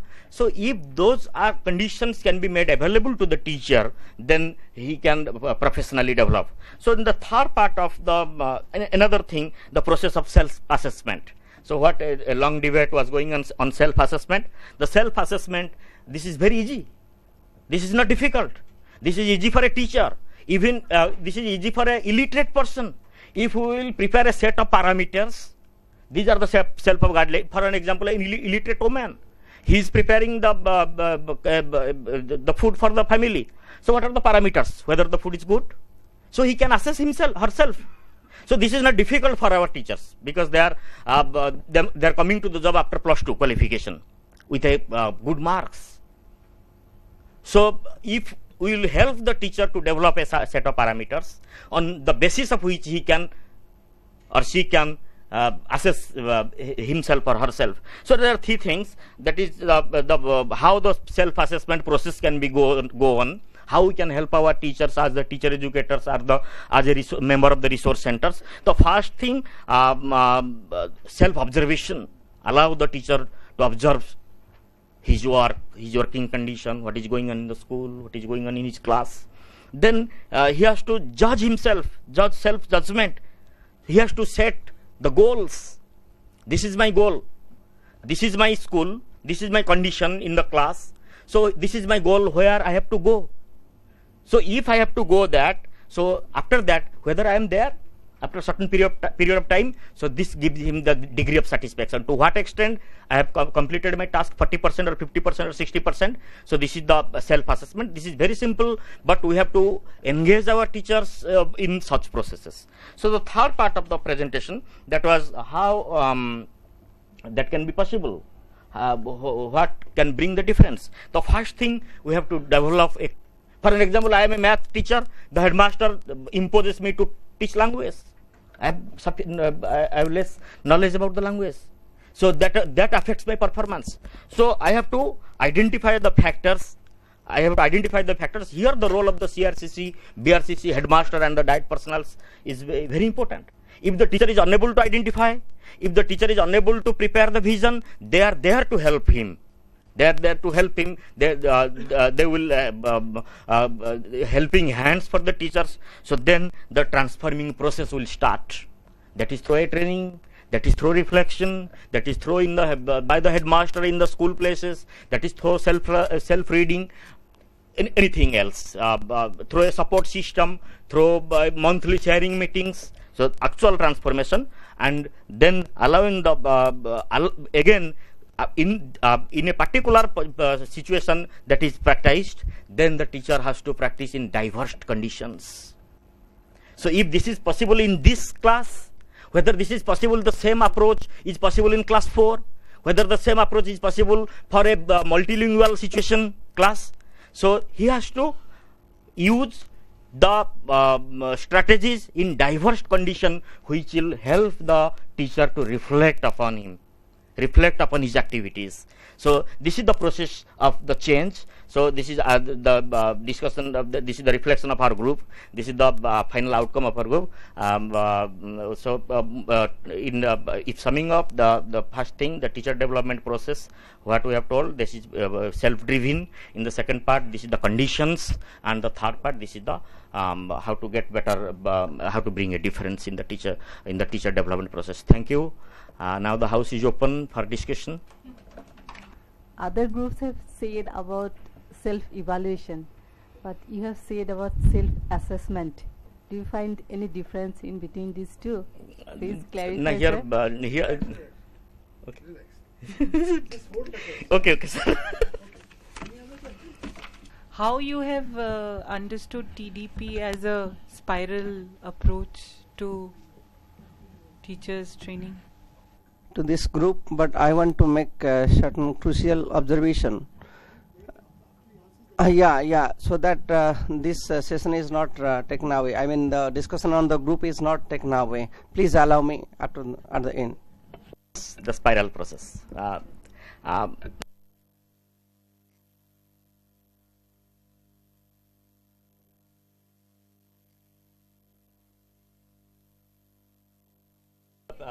Picture. So as a teacher, for an example, I have to think, I have to learn such and such things to transfer my class. See, the objective is what type of class I have to see. What is classroom dynamics? What should be my classroom dynamics? Is there group learning? Each child is learning. Everybody is getting scope to say. The disadvantaged groups will come forward. There is no gender discrimination. All those things that I discussed in last 7 days. So this is my target. So to do this, for an example, I am a teacher. I don't know how to involve the girl students in my class. So this is the first task. So there are certain tasks ahead me. So I have to learn all those things. That is not possible within a day or two. This is a long process. So this is my first objective here. I have to learn how to enable the girls children to come forward, and there should be no gender discrimination in my class. So I have to plan, I have to implement, I have to assess whether the plan is whether the implementation is successful. If not possible, then I have to some other strategies. So again I have to implement. If this is completed, then I have to go to second. So this is a spiral process. This is not end. And the first one, the first strategy helps me to draw strategies for the second one. So the first one is not independent from the second, and the second one is also not independent from the first. So the first, second, the experiences I have got in the first two, that will help for the third one. So that's why, in my opinion, this is a spiral process. Yeah. Second question. The second question, that is the self-assessment and the self-evaluation. This is not so basic difference, but evaluation is a very broad term. This is very scientific, in my opinion. This is very scientific, and a teacher as a whole, he is not to perform a very scientific observation like in physics and chemistry. This is a very minute observation, exact observation. But the human behavior is so complex. The human behavior is so complex that you can't study very precisely, or you can study a child accurately. That's why in education field the term assessment is now coming up. This is my thinking. Thank you. धन्यवाद तपस जी. वास्तव में आपने प्रस्तुति के द्वारा तपस जी ने तपिश पैदा कर दी है. मैं ये कहना चाहूंगा कि मूल्यांकन को और कैसे सशक्त बनाया जा सकता है. एक minute sir, let me tell sir, please sir. Tapas ji, मैं ये जानना चाहता हूं कि शब्द ब्रह्म है और शब्दों की ताकत और शक्ति से मूल्यांकन को. You can talk to him outside. Please let us stick to a decorum of this discussion. We should not.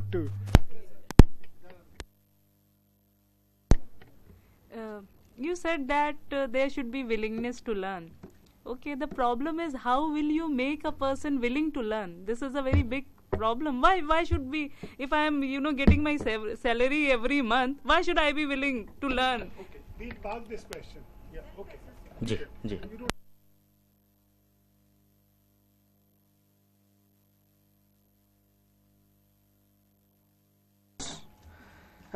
Sir, actually the whole group was engaged in understanding. Is it? Okay, that's what I thought. If you have overall comments, then. Good afternoon. Thank you all for giving me a chance. This is the last group. But this is the first group from the end. Sir, and this is also the meaning of the TDP. What you think and what you observe, so that should be measurable.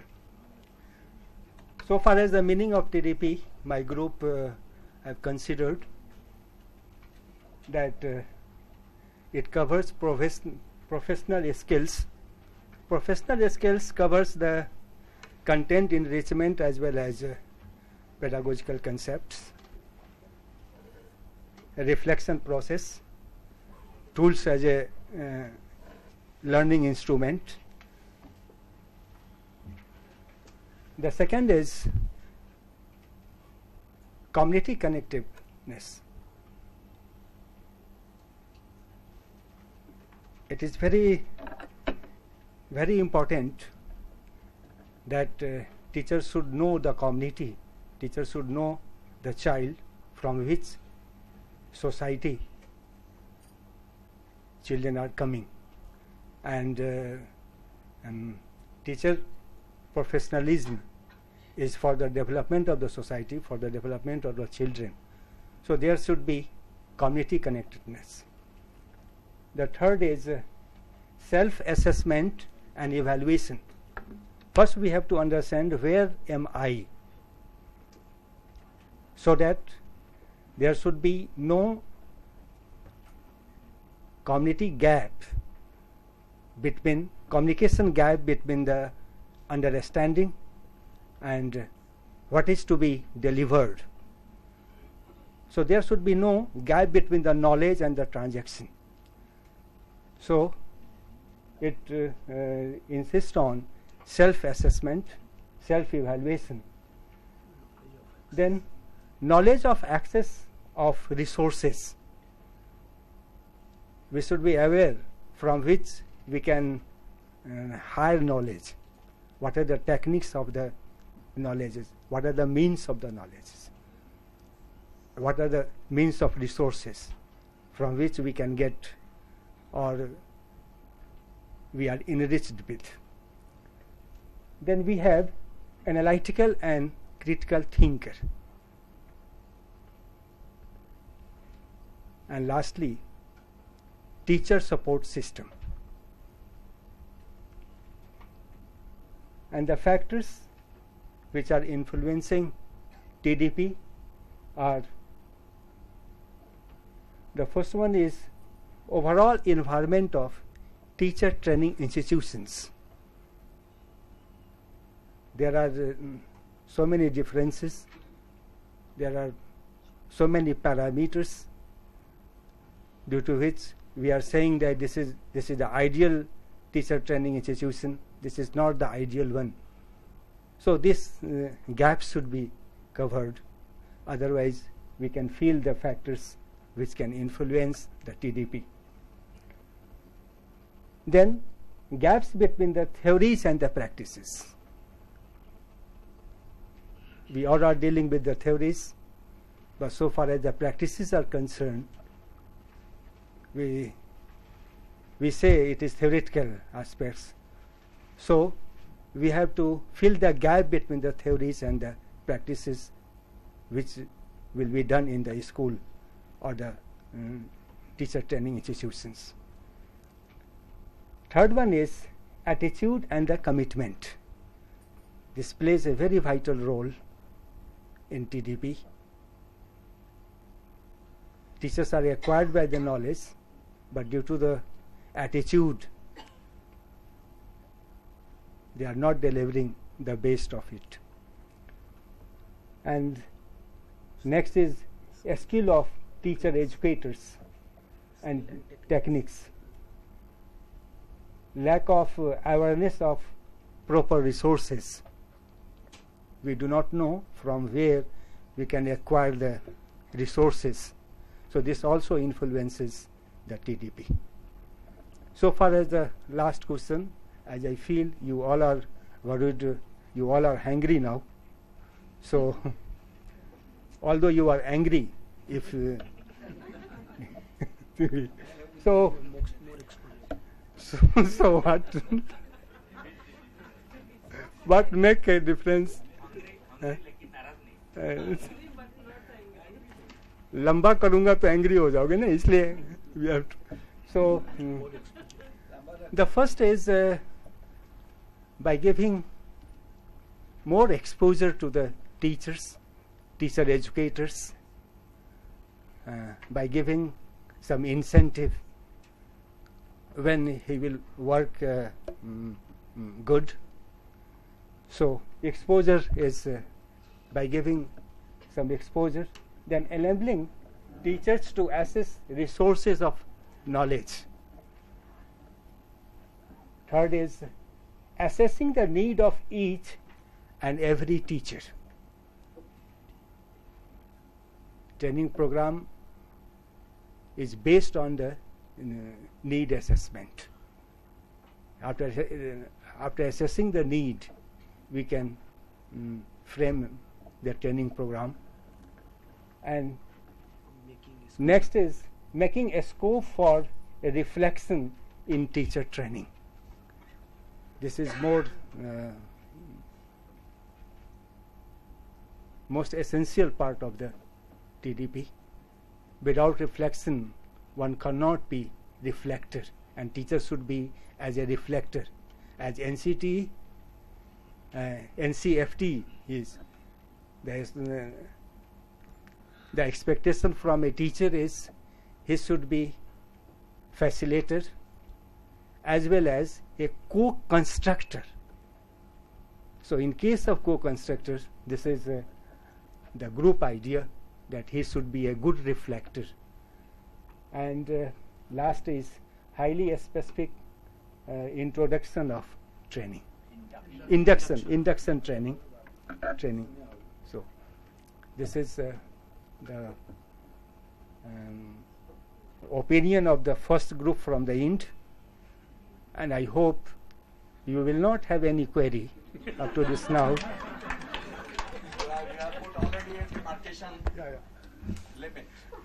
It is my expectation. But if you have, please, you want to let us. So, any questions? Let's be very brief and sharp. Yeah. A very simple question. Yes, sir. You have just mentioned that the teachers should be the analytical and critical thinkers. How is it possible, and how will you just let me just say one thing. At the moment, we are not asking how questions. We are only saying, is there any difficulty in understanding analytical and critical? We can ask whether they want to elaborate on that. How we know nobody has the answer, so why are you asking them? Just the difference between the analytical and critical thinkers. How is it possible? Sir, our thinkers are always analytical and critical. Then what do you mean to say that an analytical and critical thinker? May I answer this from my group? Can we cater the needs of every teacher through a training program, as you have mentioned?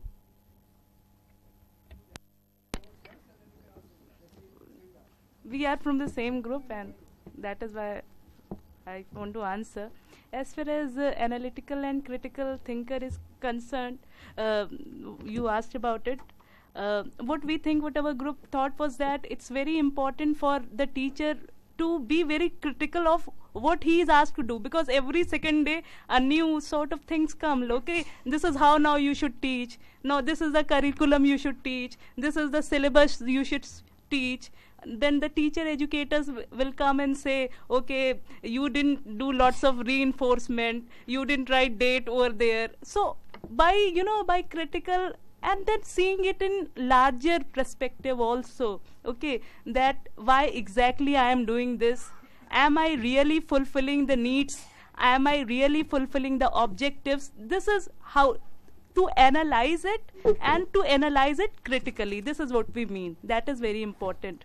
And as far as second question query was concerned, that assessing the need of each and every teacher, of course, no teacher training program can do it, because it's very difficult. When will you assess each and every need, and when will you formulate a model for them? Yeah, formulate a module for them. So it's a more long going process, which is the part of the overall development. Okay, at each and every step, more than evaluation by the need by somebody else, maybe teachers themselves try to assess their need gradually as they go into, when they are in the training program, and or when they go and actually when they are teaching. Okay, then they are assessing the need, and then because we have certain aims and objectives of education, so keeping those criteria in mind, that need assessment should be there. A very broad need assessment. Very broad needs assessment is that we should be very, we should be aware that is there any teacher who can make caste-based discrimination, such type of need assessment. That will he go and talk, scold or beat students, such type of need assessment. Very broad need assessment. Okay, thank you. Just to add few points in your question, sir. Sir, you have just experienced here. All the 8 groups have already prepared a plan, prepared the meaning of all the 3 questions, delivered all these. So you can see there are common points which reflects. So by assessing each teacher does not mean to assessing you, does not mean assessing me, but assessing the group. This is the answer. Thank you. We have Claret, why don't you come? This is to kind of we have a visit to the embassy on the 16th morning. So she's going to enlighten us on what are the steps to be taken, what we should do, what we should not do, and when should we be ready, what should we have. And please don't carry your handbags or big bags, because there would be a thorough security check, and no electronics, even your mobiles will not be allowed inside the premises. And carry a photo ID and the invite with you. Both are, you have to have it. Yes, both of them. Any photo ID and this invite card. Anything, yes. So, no, the invitation card which I'll be giving you. Yeah. Yes. If you carrying your bag, leave it in the bus. People who are going are part of this program, so she has called all of you to the embassy to meet her. So you will have tea and some biscuits, just kind of like and it's a informal. She may say a couple of words. Good. It's also good. It also is to kind of share. So maybe Dr. Amarjeet may speak about what is the MHRD's interest in this program, and she will say a few words about what is America's purpose in doing this. And I think then interacting informally, maybe some of you can meet her, talk to her, say hello to her. I think that's basically what I understand would be. It's about an hour. Yeah, just. What time you will be departing? You have to reach there. What time? Between 9:30 to 9:40, because 10 o'clock it starts. Okay, so we should depart at 8:15 from here, no? 8:30. With keeping the traffic. 8:15, yes, actually. Yeah.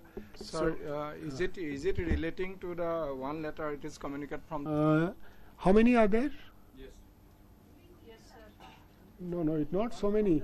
Sir, to the working paper that was provided, titled Teacher Training and Teacher Development, a Useful Dichotomy by Penny. Actually, on the second page, the author has tried to work out some of the differences between training and development, which I have a lot of things to say. See, I feel this goes in a very not acceptable way. I draw attention of the friends to the last point. For example, see, author says training is concerned with training stresses professional skills, whereas development stresses personal development. And my question is whether personal development excludes professional knowledge and skills. See, the very purpose of development is building the person into an effective, impacting and inventing teacher. That is rather a more effective teacher. I mean, professional component is there. So this way distinguishing between the two terms is, I don't think that this works. Also the point above that, training includes cognitive, cerebral. I think all of us would agree that training is largely concerned with the development of skills. Besides, the knowledge inherent or is linked with the particular skill. How can this be excluded? And this I think this cannot be a difficult, effective criteria for distinguishing between the two. Similarly, also there are, say for example, coming to the first point, that training is imposed from above and development is initiated by self. Many trainings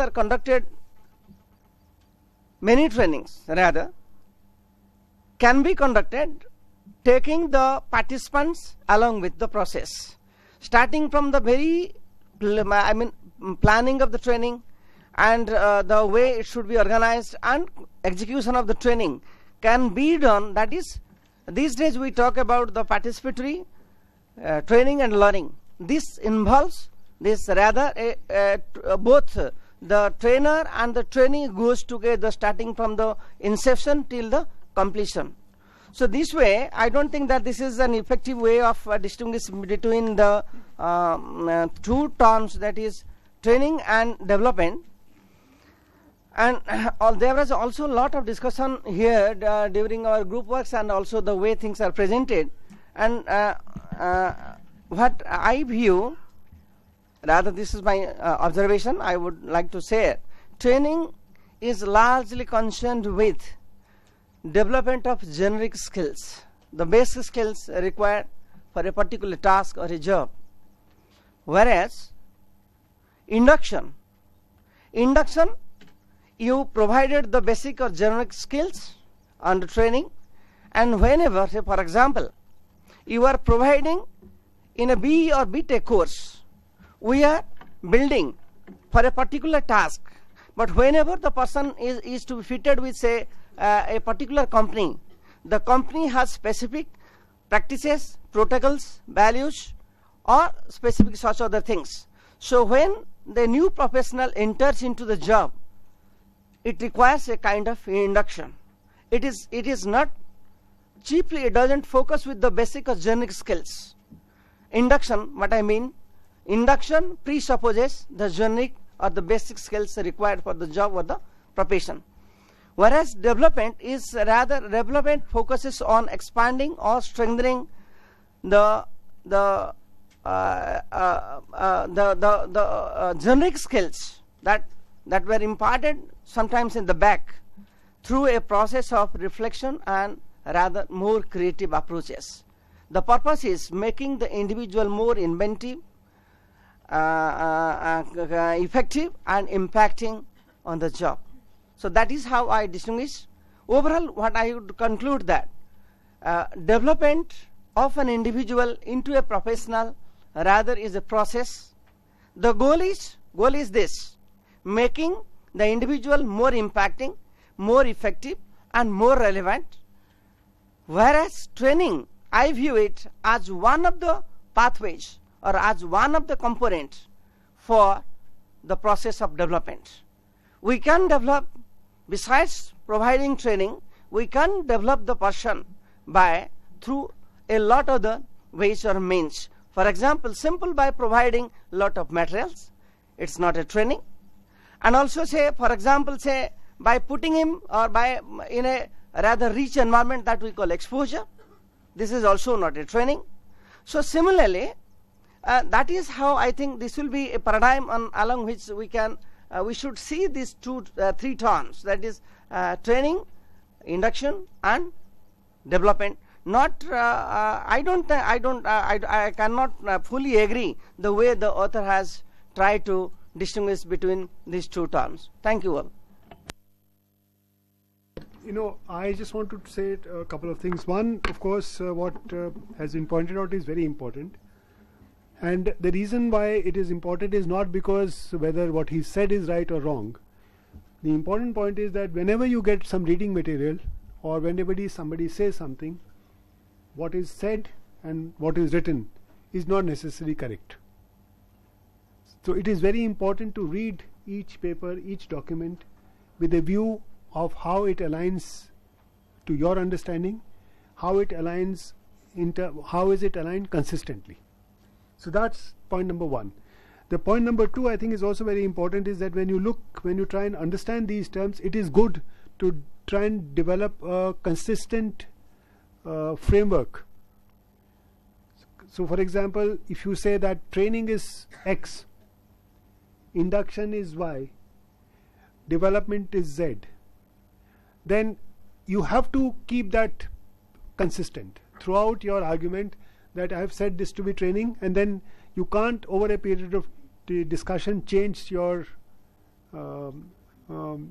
description of training. So I think these are very important parameters that we have to keep in mind.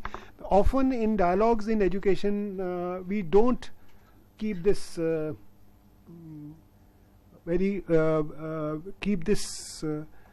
consistent throughout. When you're talking physics, you don't use force for energy. You're not allowed to use force for energy. You're not allowed to use energy for power. But in education, we often use training, orientation, development, induction as identical terms. So what I think this morning discussion for me is important is that each of these terms we need to look at more carefully. So, and in the same way, so when you say politics, often we use the word politics as a negative, derogatory word. However, human relations, human societies are governed by politics. So you can't say politics can be avoided. Politics cannot be avoided. So therefore, we need to kind of think about and understand the word politics. What does it mean? And what aspects of politics are we talking about when we are saying we should avoid them? We can't avoid all politics, because if we avoid politics, we don't have a state. We don't have a nation, we can't even have a group. Democracy is a political term. Cooperation is a political term. So if you say you don't have politics, you don't have cooperation, you don't have democracy, you don't have people working together. So politics, each of these words that we use, we have to be able to chew it and be able to define what we mean by it, and therefore what are we saying in that term. And I think that's a very important aspect of at the end of whatever we did, we also brought forward our beliefs, and it's very important to recognize our own beliefs and so that we can question them. After all the discussion about teacher development situation, many presentations talked about teacher as unwilling to learn, teacher as unwilling to do. So there needs to be a consistency in our view. Are we saying teacher is unwilling to, or a human child or a human being is unwilling to learn, unwilling to do? Or is it the fact that we need to make possible situations so that there is capability and ambience for that to happen? So there is needs. So I'm just saying that there is, in all the presentations, which were very nice, and I'm very glad that we had such excellent presentations and such rich ideas that were shared. But I think we need to look at the presentations again, and particularly not in words but in the terms that they were expressed. Go back and think about them and see whether there is a consistency in the way we are saying. And if there is no consistency, then modify it appropriately. It's not that you change your views, but you modify your presentation and your arguments appropriately so that the arguments are reflective of what you believe. I think that's the important thing for me. And as we proceed further into this, and one of the things that we would, at least I would like you to do when you come back, is to be able to critically examine any speech, any presentation on any forum, and look for gaps and inconsistencies in that and point that out. That while on the one hand you are saying this, and on the other hand you are saying this, and these two cannot be reconciled. So I think the important thing is to try and develop for ourselves a vocabulary of terms which we understand and which we find useful. That's to me the most important lesson.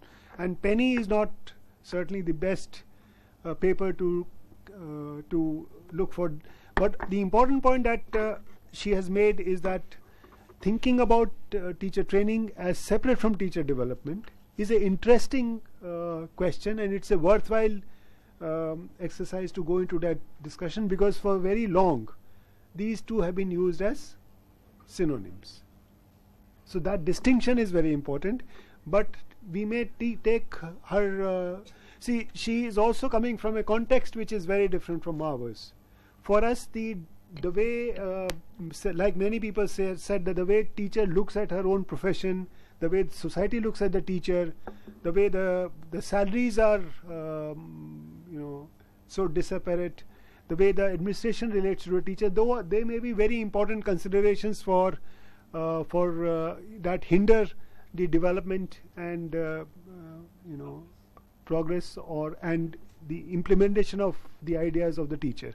The fact that the schools don't have any identity, that therefore the individual teacher does not have any identity, leaves perhaps no ground. So, I mean, there are many other issues that are important from our perspective, which perhaps have not occurred to Penny. But the important question that Penny has raised is that, is teacher development identical to teacher training? And I think in that we are all clear that it's not identical. The last thing I want to say is that we often have a feeling that which is also something which some of our colleagues pointed out, that we often have a feeling that we are doing very poorly and that we are doing a lot of trainings which are not very good. But I think it's important also to recognize that from in the last 20 years a lot has happened, a lot has changed, a lot is to change yet. And the fact that we are doing all this discussion, the fact that we are looking for views and opportunities for teacher educators to have 3 months of academic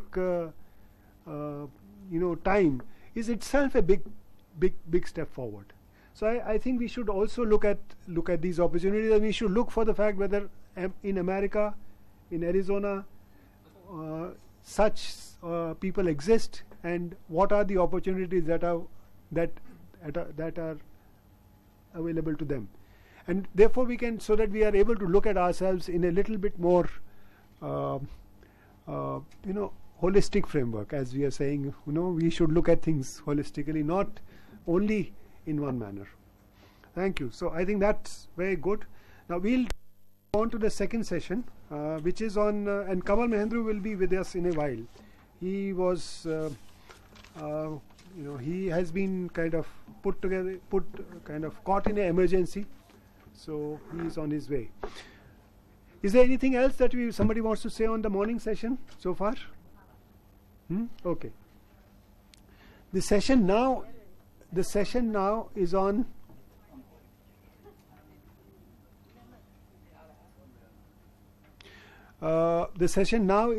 the RTE and the Justice Verma report. Sorry.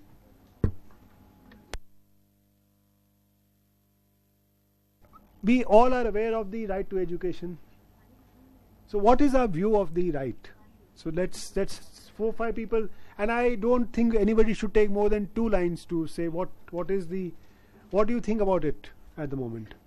In your state, what is happening according to you, what is happening in that? And also, as one more thing that we must, it was pointed out that the Right to Education Act in India is a part of the constitutional provision as well, because the Constitution itself talks about all those much more than what the right provides for. The only thing, so what is the advantage of having the Right to Education Bill? What are the major questions that are being asked about the Right to Education Bill? Are we aware of such this? What is the? Why are some people saying that this is not an adequate act? And what are the issues in your state? Just these 2 questions. Anyone wants to respond? Do you have minutes to think about this, then we'll go into break. Hello. Sir.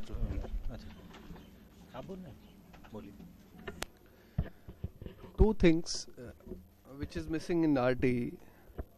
RT is covering only 6 to 14 years student. We are not thinking about 0 to 6 years student. We have to broaden it enough so that we can cater these age groups children too. And same after 14 we are taking something in RMSA, but we are not making secondary education universally available to all children. So we have to broaden it enough so that 0 to 18 years could get covered. We have almost completed access, means we have norm of 1 kilometer or 300 of habitation for primary school and 3 kilometer and 800 habitation for upper primary school, and we have almost saturated this norm. Then for teachers, we have gone for a massive distance education program. For para teachers, we have 1,72,000 para teachers, untrained teachers, and SCRT has developed the content, material, and through our study centers, they are 821 block resource center. Through them, we are providing distance training, in service training to all the untrained teachers. Then we are piloting. We have developed CCE, framework of CCE, and we are piloting in 5 districts since 2011. First 25 schools and teachers they developed. Now last question, what you were saying, this act is not complete.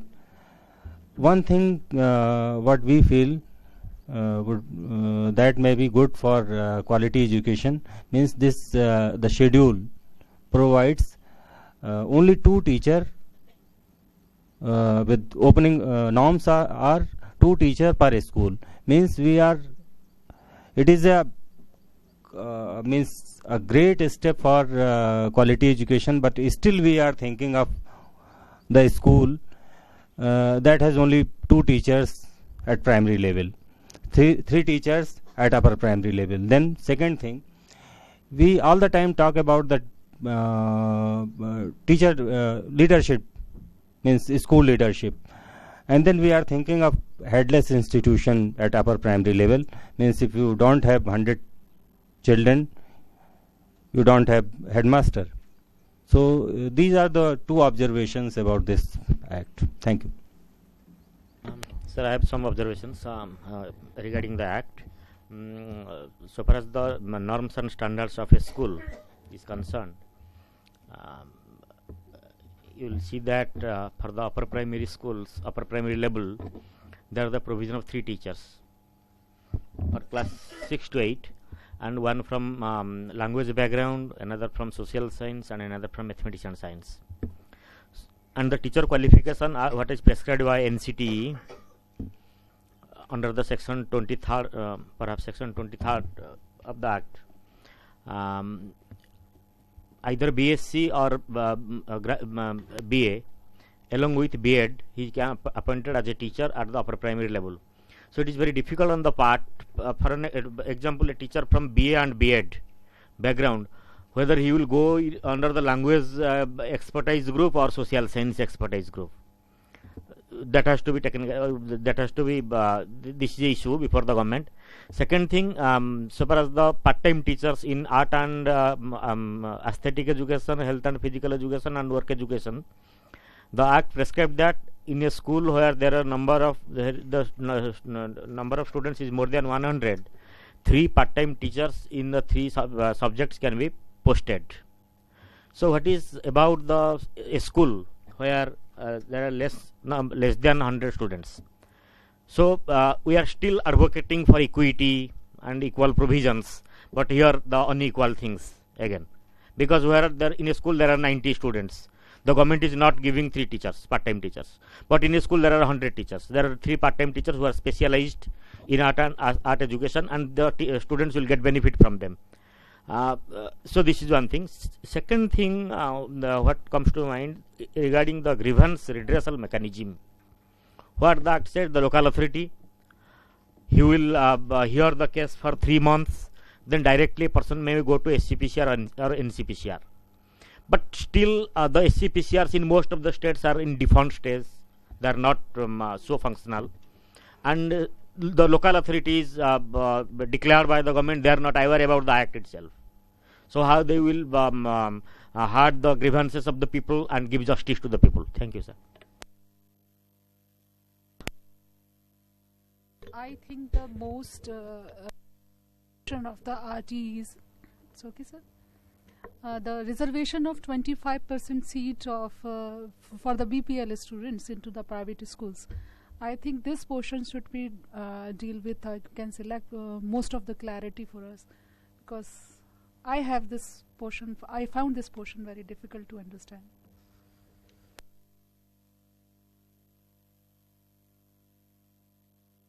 Major concern?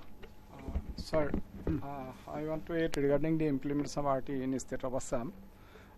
So far the RT norms, state has conducted teachers eligibility test, and the teachers who has already been under SSA contractual appointment, that 10,000 already been under ODL mode through KK Hendik State Open University in phase 2 distance mode learning. Another this 15,000 are going in that current years. But it is against the Justice Burma Commission report that first degree of the professional degree should not be in ODL mode, rather it should go face-to-face mode in TIs. And again, our state government has also appointed more than 70,000 regular teachers who are yet to be trained up by before the deadline of the NCT is 2015. So we are submitting the proposal to NCT for conducting ODL mode from SCRT level, but we are yet getting approval from NCT. So we are waiting for that.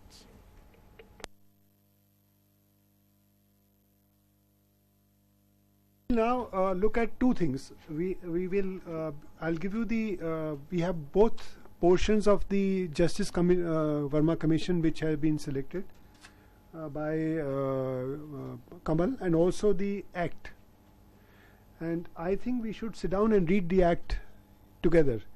The point that was raised by you regarding the 25% reservation. What should have been the alternative, and why is the 25% there? Should it not be there at all? If it should be there, in what form should it be there? And how does it? The question about in going from 0 to 18, why is it only 6 to 14? Why should it only have been 6 to 14? I know, just we need to keep in mind the fact that after all, the people who have devised this must have given some thought to it. So what could be their reasons for doing this? And none of you has mentioned section 29. We'll like you to look at the section 29 in detail and try and see how does it match with what we were discussing in the morning, and what are the implications of section 29 for the entire process of education that we're talking about, and where are we in terms of use of section 29. So the Act is here. There are enough copies for all of us. I'm not sure whether we have all read it fully. So it is a good opportunity to sit down and read it fully in a group, and also raise questions and clarifications with each other. Yeah. Sir, in Bihar, under the section 29, BCF is developed, and CC is going on. SCPCR.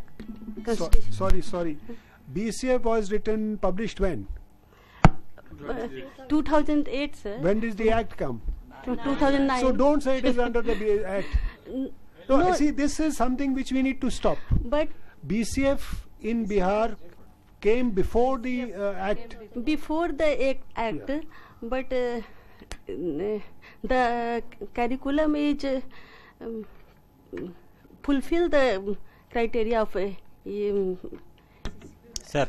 The point is not whether it fulfills. The point is what has the difference act made to education in Bihar? That's the question. Why should we say that we have to comply with this? We can say that this is wrong, and this needs to be modified. And so in light of RT, Bihar has SCPCR constituted. SCPCR is there, and 25% reservation act on the light of act. Government issue the order, and the private schools, public school, yeah, and special training is going on for age appropriate classes. A recognition of schools is going on, and recruitment of teachers. You know that the situation. That's all. Sir. Sir, what is this SCPCR we want to know about? State Council for Protection of Child Rights. State Commission of Protection of Child Rights for the protection of rights of the children. Sir.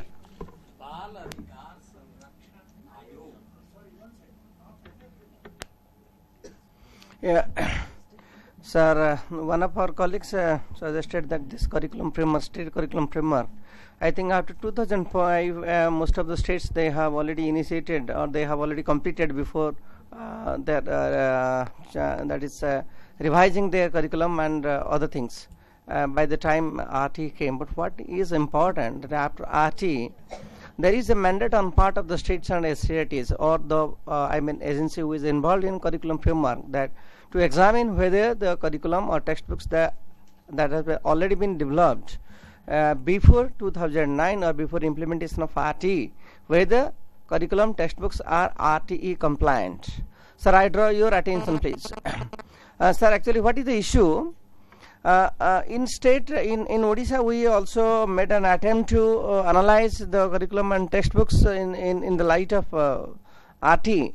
But see, the task is so complex. Exactly what we are pondering or we are looking for, a very specific framework on the basis of which the textbooks or curriculum can be examined.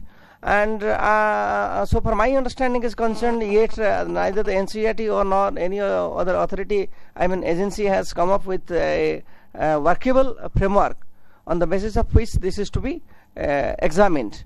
Of course, some implications are available there under the section 29 as you mentioned, but when putting them into a framework, some visible or parameters, things is becoming really difficult and complex. So that is a issue maybe taken up at the nationally or that requires a very collaborative effort. That's my observation, sir. What I will say, sir, that if section 29 is excluded from this act, it will become soulless. We have designated SCRT as academic authority, and SCRT has revised curriculum. After this enaction of this act, we have framed our rules, RT rules, and then SCRT has revised curriculum and textbooks, and we have oriented all the teachers and para teachers on this act because it was a demand of the act that everybody, every stakeholder should be oriented with the beliefs, assumptions, and the core values of this act. So all the teachers were provided this rules, act, and then oriented with the issues like no detention, no corporal punishment, no fail. And then there were a lot of debates at each level. At community level, they were saying that you don't give quality education, that's why you are abolishing that exam from your schools. Then teachers were also saying now we cannot beat, and then how we will give the age specific education to never enrolled and out of children. These were the issues which were discussed to the length, means and then we left it because we thought we will talk it each year at every forum, and there is no need to go in a single way, in a single training. We will say that you have to follow this. Means we will go on deliberations and keep on deliberations, and then finally we will come on the issues to be resolved. What we have also done, we have started with the help of 20 teachers from 25 schools, evolving the assessment system which this act is talking about, means continuous and comprehensive. And the strength of that system or that framework is that practicing teachers are involved. They are evolving that system. We have abolished the grading system. We have abolished the mark system in our assessment, which is on pilot basis in 5 districts of our state. Then medium of instruction is very clearly Hindi. I think that's enough. I think we don't need to go detail. Okay, sir. See, one of the issues that I want you to please sit down and actually look at what the state has done.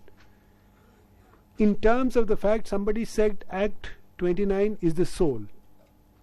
So if Act 29 is the soul, and the appended document to this now is the NCF.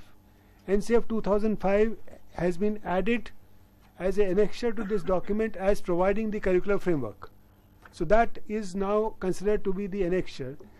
If that be so, then are the steps that we are following, do they align themselves to the objective? If we are saying 25% of students in a private school should be from a certain background, how is actually that happening? Are private schools happy? Are children happy? Are the private schools being paid? Has the government determined the amount to be paid per child to the private schools? Is it being paid? So then don't try and tell me that हमारे state में ये सब हो गया है. What are we doing? We are talking about an academic exercise of understanding what is happening to RTE in our state. And I think one of the things that this program must do to you is to be able to look at the work that is happening in a sincere, honest and critical manner. Say what is happening and say what is not happening. If we don't do that, we will not do justice to the act. So in order to do justice to the act, we should also try and look at the act and say where it is not adequate, which is something which people have. But what I want to say is that there are some obvious gaps that we are talking about. One is that it is only refers to 6 to 14. The second is that it is only talking about 25%. So what is the question when you say 25%? What should have been act said? So I think we should debate this question in the group. How does what is the 25% doing? Why is it functional? Is it not functional? If it is functional, in what way will it be functional? How would it help? How would it help the constitutional goals that we are talking about? How will it help the goals that the RT itself talks about? Then this idea of having a teacher. Are the points mentioned in the act regarding how the teacher should be? Are they adequate? Are they the best indicators? Should it have something else? Should it have, for example, said that by 2014 everybody should be stamped as trained? Because in many states we are just stamping teachers as being trained. So is that a wise thing that the act has done? So we need to, if we mean business, we need to try and understand analyze the act in a manner which is not just accepting whatever it is saying, like look at it like Penny's article, and then see what is it that we can do in order to make it better functional in our state. Is that right? See, because this is a landmark document. Remember that very few countries in the world have such an act. So we are one of the pioneers in this, and that that if we are one of the pioneers, we should look at this act and say that how we can make it better, how we can make it functional, and that is something which is our role. Not simply say that we have done it and now everything has happened according to it. If everything is happening according to it, then the schools, the colleges, the teachers, they should be very different from what they are. Okay, so we will go back to the same groups, and when we come back, we will look at this and we will say that in our views, and I want you to look at particularly some critical sections, section 29 for example, the section on the private schools and children going to those private schools, the section on local authority and what kind of responsibility does it place on the SCRT? What does the acts kind of present as the role of the SCRT, and therefore of its arm, the DIET. So we are from diets and the SCRTs. So what does it specify as a role? Is it okay? So we are looking at this act and we want to say what is it that in these three sections we find it attractive, what is it that we think should be changed slightly, and how do we make this implementable? So first is the sections that we talked about. What does the act state? What are the implications of the act?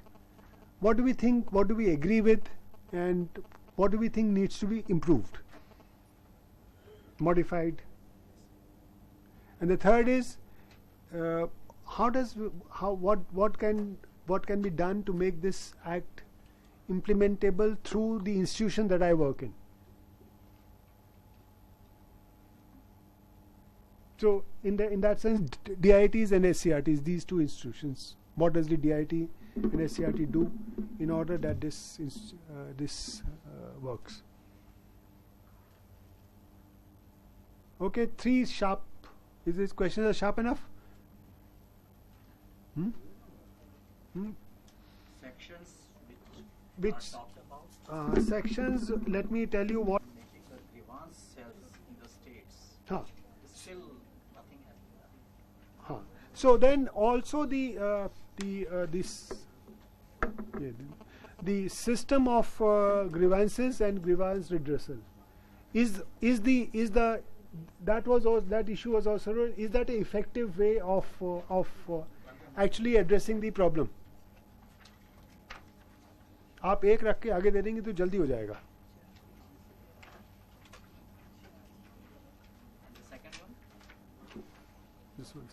पढ़ने फिर. Your second question was needs to be improved. Yes, change in this. And third is how will you How to make it implementable in our in the institutions where one is. which is diet and SCRT. Diet and IAS. IAC. You are in IAC? Fine. This is very good.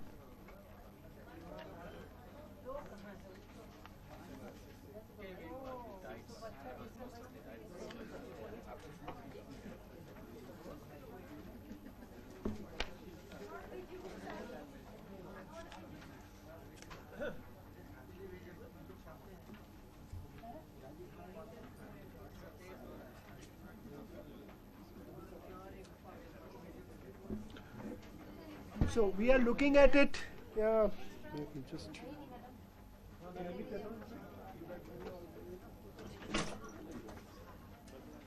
One step more.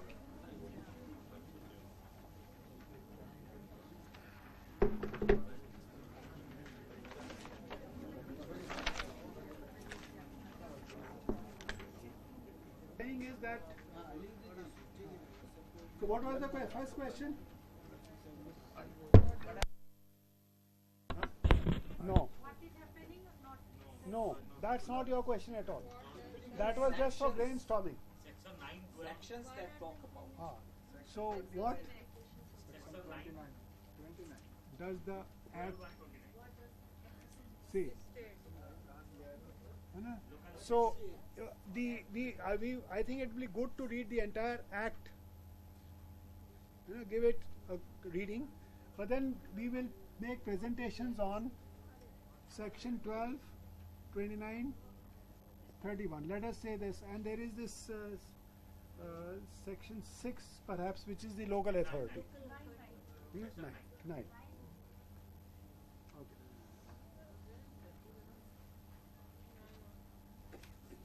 This is to do with the responsibility of the school. This is to do with kind of education, and this is to do with child rights. 4 sections. What needs to be improved?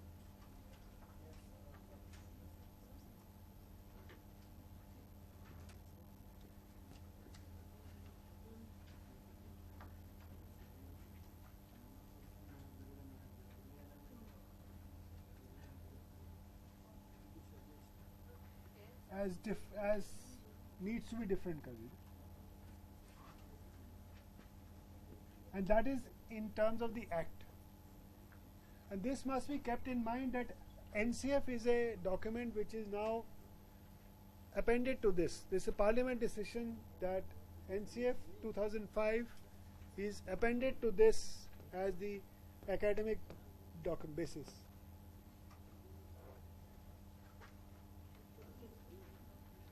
Third, How to make it implementable?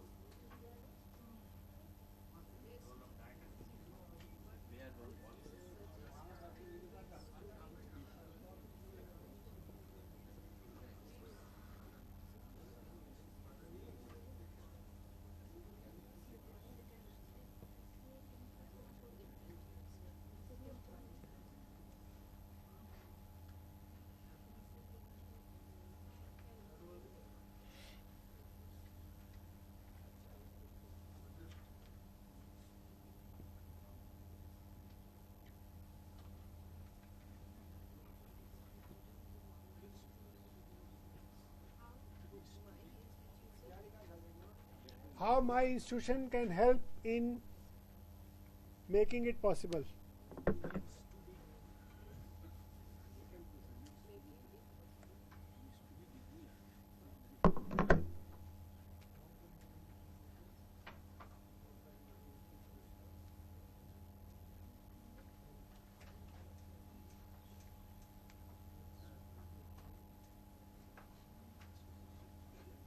Okay.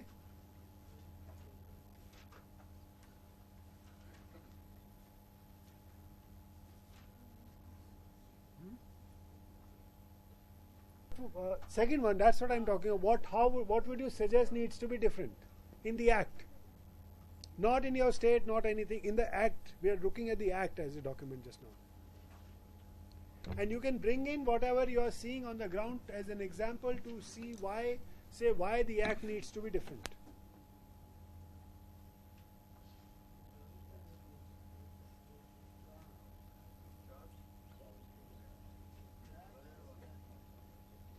And we are all from DIT, SCRT or CTE. So how can the institution that I come from help in implementing the act properly?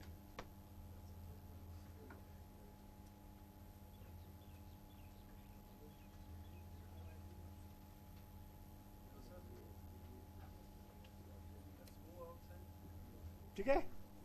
Is there any other clarification? Okay, start.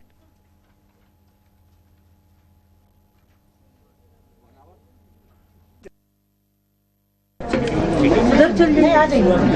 मैं बैठा हूँ मैं।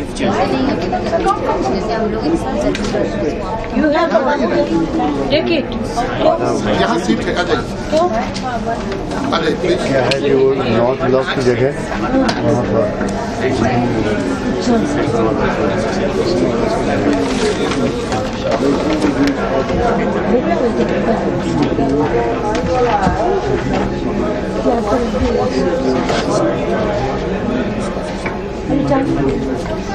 Group discussions. I must begin by apologizing for getting late because I got stuck in very dense traffic in Delhi today, a lot of traffic jams. We will not waste time and begin with presentations from groups. Maybe we'll be able to have 4 group presentations now, and 4 groups maybe tomorrow morning. We'll give them a chance. But just to ensure that there is no partiality in which groups get selected, I have 8 slips and I'm going to. I was so ready, I'm standing here. Oh. So the first group to present is group number 6. Is that your group? No. Oh. So group number 6, please.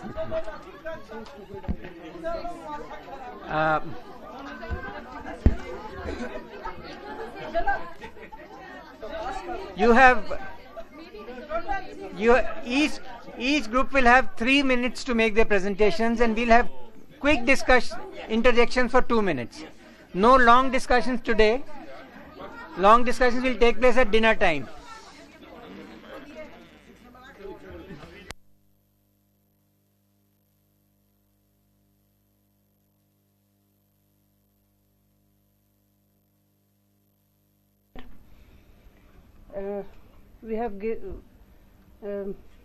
We have to say about 4 sections. Section number 9, 12, 29 and 31.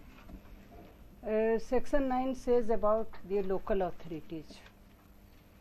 Here the local authorities is responsible for free and compulsory education to each and every child, including the child from the migrant family up to the age group of 6 to 14. A child belonging to weaker section and disadvantaged group has been taken utmost care and attention not to be discriminated. Third one is infrastructure, including staff and learning material should not be a hurdle in the way to quality education. Fourth one here is distance of primary school has been described to be at a distance of 1 kilometer, and upper primary school should be at a distance of 3 kilometers. Last point in this section is about academic calendar should be followed, and training. There should be training facilities for the teachers. Section 12 says about the responsibility of schools. School is responsible to provide free and compulsory elementary education to all children admitted in the government school. Second one here is 25% of the students from class nursery up to the class 1 in the public school should be from weaker and deprived section of the society without any capitation fee. The government will bear the annual recurring expenditure for the child as much it expend in government school or the private school itself, whichever is lower. It also says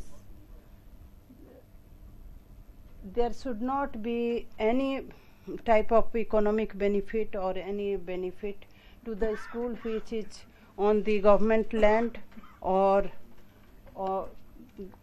it is a government aided school. Now we come to the section number 29, curriculum and it says about curriculum and completion of elementary education. Curriculum should conform with the values enshrined in the Constitution. Or it also says about all-round development of the child, potentiality and talent of the child, development of physical and mental abilities of the child, the education of child in mother tongue, child-centered education. These parameters are taken into account here. Declaration of academic authority. Declaration of academic authority. Yes.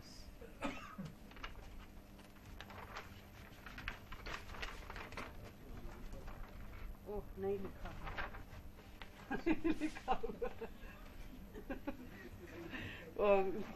Section 4, Section 31 says about State Commission for Protection of Child Right Act. If the child right is violated here, a local authority is responsible, and local authority takes its account. If it fails, then there is a commission which do the justice for the child. That's all in section number question number 1. Question number 2 says about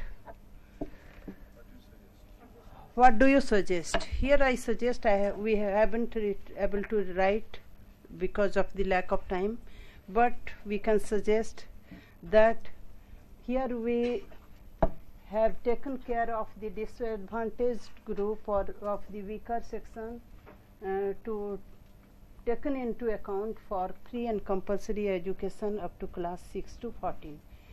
Here I have to say that why only disadvantaged or the weaker section has been taken into account.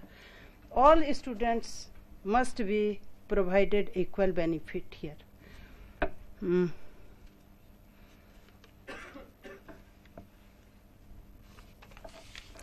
और क्या था? Can anyone of my group help me? सोच रहे थे sir. Okay, let me supplement from my group, that is number 3. How can my institution, as a faculty of Diet or SCRT or City, how can I help in making the RT Act implementable at the school point?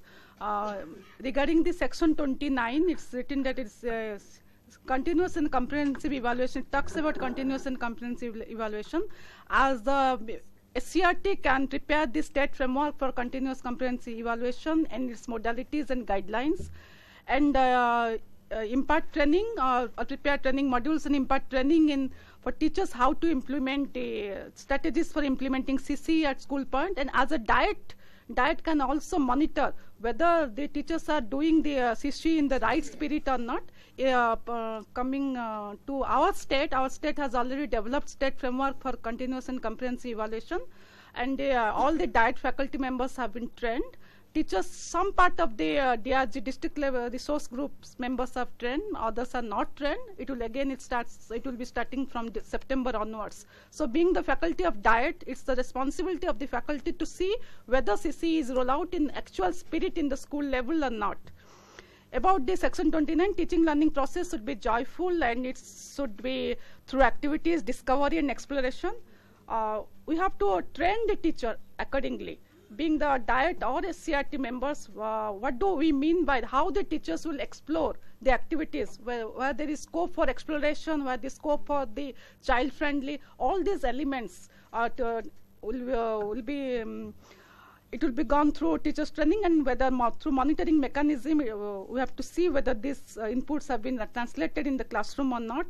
About the textbooks, it's written in the section 29 subsection 2, that is the textbooks should or the curriculum should include the values enshrined in the Constitution. We have developed or revised the textbooks after NCF 2005. In our state also we have taken some input whether RT imperatives have been included in the textbooks or not. So these things SCRT can do, analyze the present textbook, whether the RT imperatives are there in the textbooks or not, whether the values enshrined in the Constitution are reflected in the textbook or not. In that light, textbook may be modified by SCRT through diet faculty and teachers and all these resource groups present in the state. And about the section 31, the child rights must be protected. In different school activities, right from the curricular to co-curricular, being the diet faculty or in some sense SCRT, and also it's a little role about College of Teacher Education because it's from class 1 to class 8.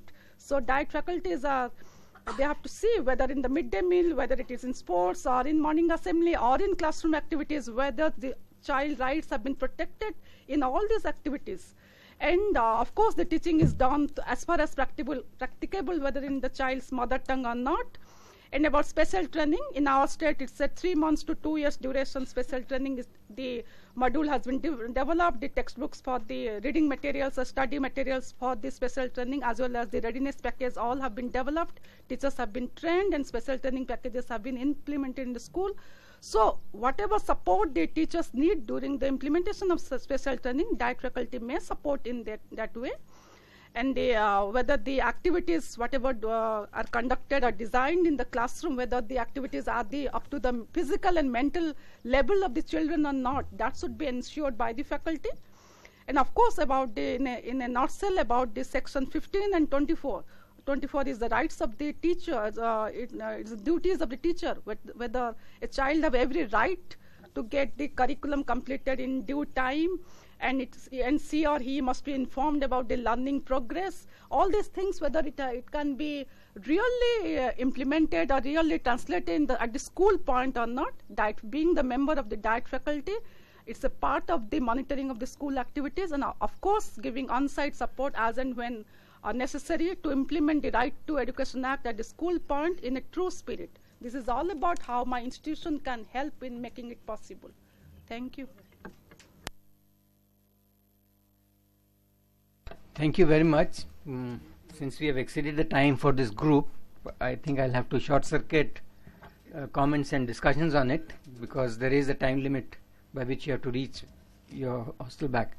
So the next group, group number 3, my request is that please highlight points in your presentation which have not been mentioned by group number 6.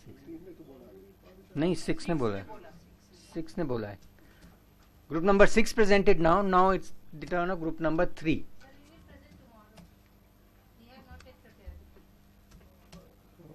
Okay. Okay. Group number 4.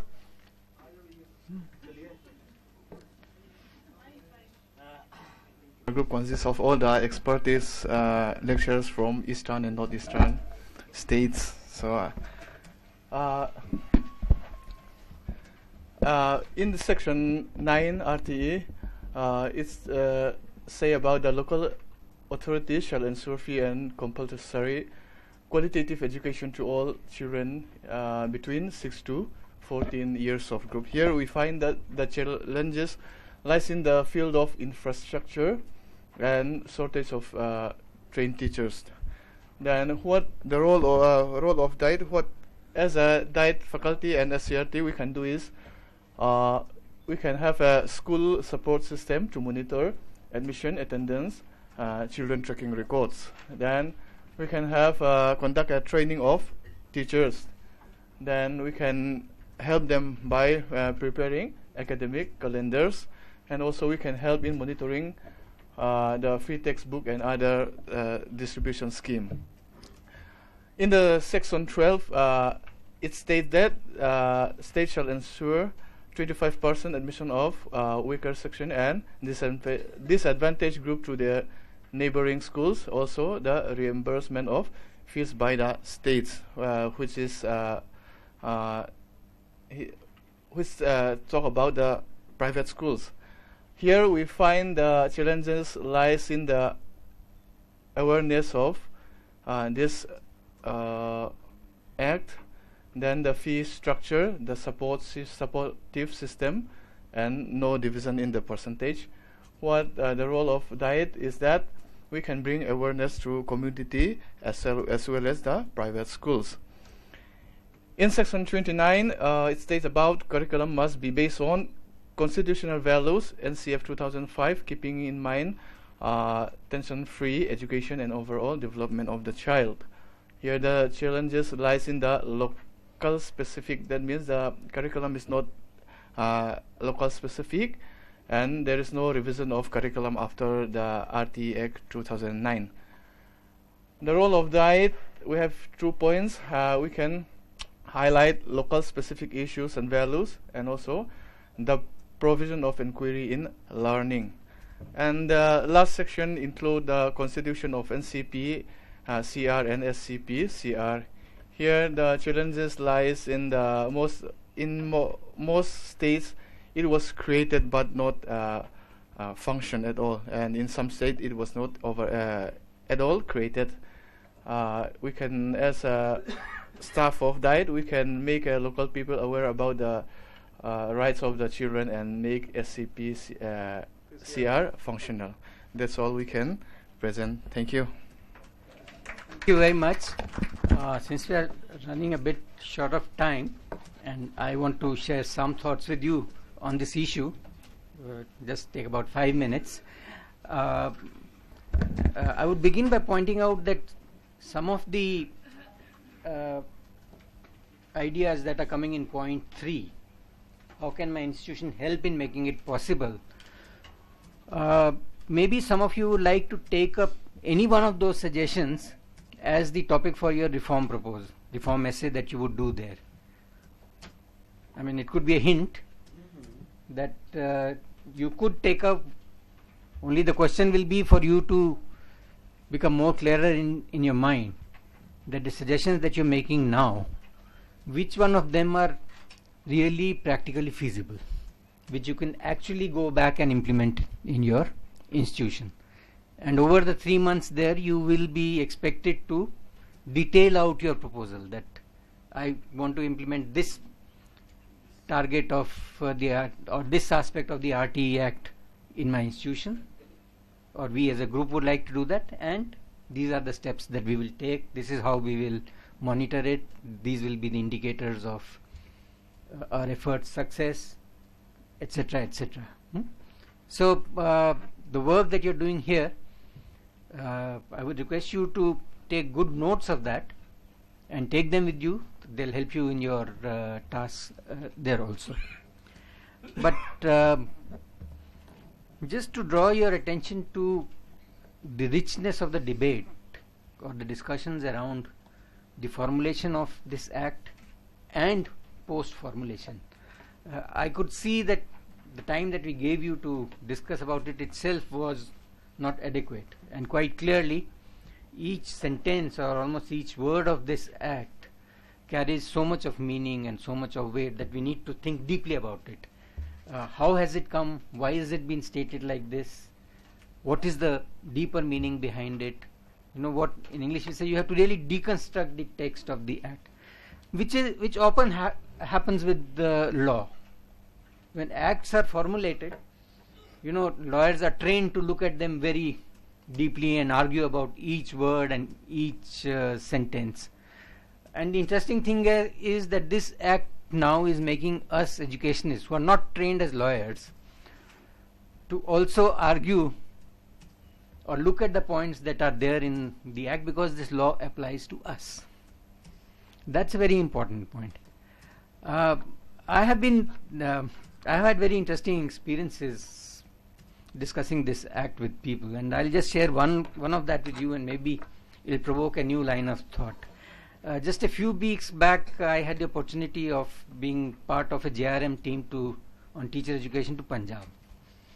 And in Punjab, we were having discussions with a group of senior officials of Punjab state government in Chandigarh, the capital, and one very senior official, the rank of deputy director. I think amongst all this, we were discussing what are the problems at school level and what the SSA and the CRT are doing about it, or how do they perceive those problems. And he suddenly became quite excited and said, and I'll first say it in Punjabi because I think that really carries the essence of what कि sir जी है RT ने ते साडी शिक्षा दा बेड़ा गर्क कर देगा.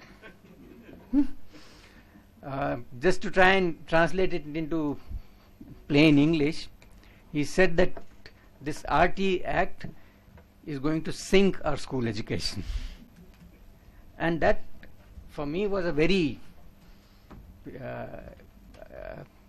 provoking and exciting, very strong comment coming from a very senior official of the education department. So naturally I and my colleagues, we wanted to understand why he is making this statement, and he gave us a number of arguments. Of course, on many arguments we had to say that please, I think we need to read the act together to understand whether you have understood it properly or not. But as you can see, this act, and I'm sure you have this experience yourself in the field, that it is provoking a variety of reactions, both in favor and against it across the country, and it has set off a very intense debate. Firstly, of course, the major question is, why did we need an act? Why did we need a law to ensure that all our children get educated? You know, if you look at the history, in our constitution fathers, they set a goal before the nation that within 10 years of the implementation of the constitution, which means by 1962, the constitution was implemented on 26 January, adopted on 26 January 1952, they said within 10 years we will ensure school education for all children up to 14 years of age. Okay, at that time they shall endeavor to ensure. But you see, if you look at the debates of the Constitutional Assembly, many leaders at that time said very clearly that since we want to make a democratic country, one of the essential conditions is that every citizen should have a minimum school education. So the endeavor behind that, the will was that we must ensure that every child gets educated. 1962 came and we were very far from that target. So at that time, in the parliament it was stated by the government that we are extending this target by another 10 years. In next 10 years we will definitely ensure universalization. And you know, every 10 years the target date was getting postponed further and further. And that very naturally led to a lot of debate in the country, both in the civil society, in the political groups, general public, media, even judiciary, that who is responsible for ensuring that every child gets a minimum of school education. See, the constitution forefathers, fathers said 14 years because at that time the dominant system in our country was that 8th class was looked upon as a target to complete. After 8th, specialization was introduced. I mean, in class 9th you were choosing which subject to study. So general education was till class 8 and hence 14 years. But in 1966, Kothari Commission came forward and said no, we should have 10 years of general education. So one issue has been that, you know, why was this act restricted to 14 years? Why not up to class 10, which is 15 or 16 years of education? That every child should get the 10 years of general education. So as you can see, this act has been criticized both for the number of omissions and also for number of commissions, which means omissions means things which have been overlooked. For example, one of the biggest criticism is why have we overlooked the education of children before 6 years of age. I think you heard Professor Govinda mention that issue, and that it is now being considered that this act should be modified to cover the preschool stage also, and that the government should take the responsibility for that. Similarly, why not till 16, why only 14, why not till class 10? That has been one. There have been other issues also, and I'm sure as you look at it deeply, they will arise. The other more interesting thing about this piece of paper, which has become a law, is a larger debate about how are we seeing, what should be the driving force of improving quality of education in a country. One thing that people generally feel about education is that getting all children of our nation educated, it should be a social contract. You know, in the history of political science, there are many things which a society accepts.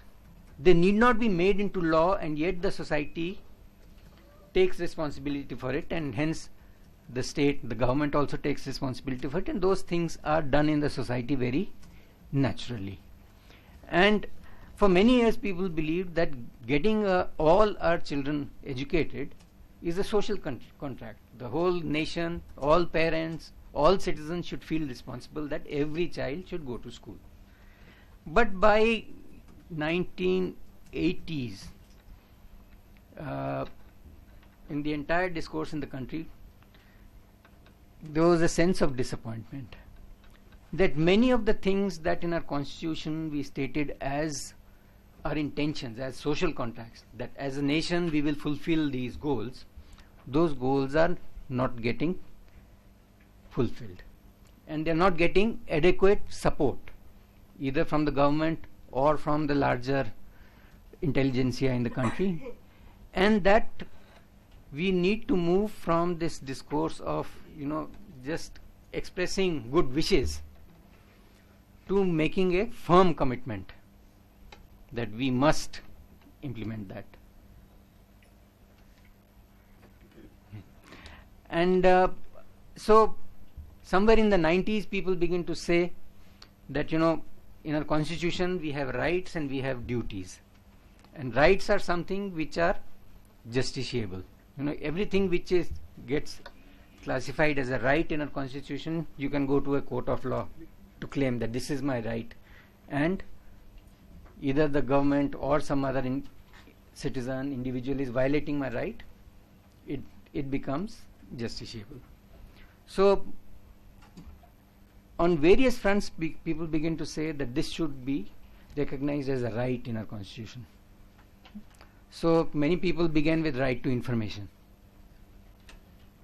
that getting information from any government organization should be every citizen's right, and gradually it got accepted. The parliament passed that act, and we had the Right to Information Act. You are all very familiar with that. Then right to employment should be there, so we had Narega and all those. So there was an act on that. Similarly, people said that education and health should also be declared a right. And in case of school education for children, the argument was very strong. This argument was also supported by the international organizations, because there this issue was being discussed a lot, that which are the countries which are still lagging behind in universalizing school education.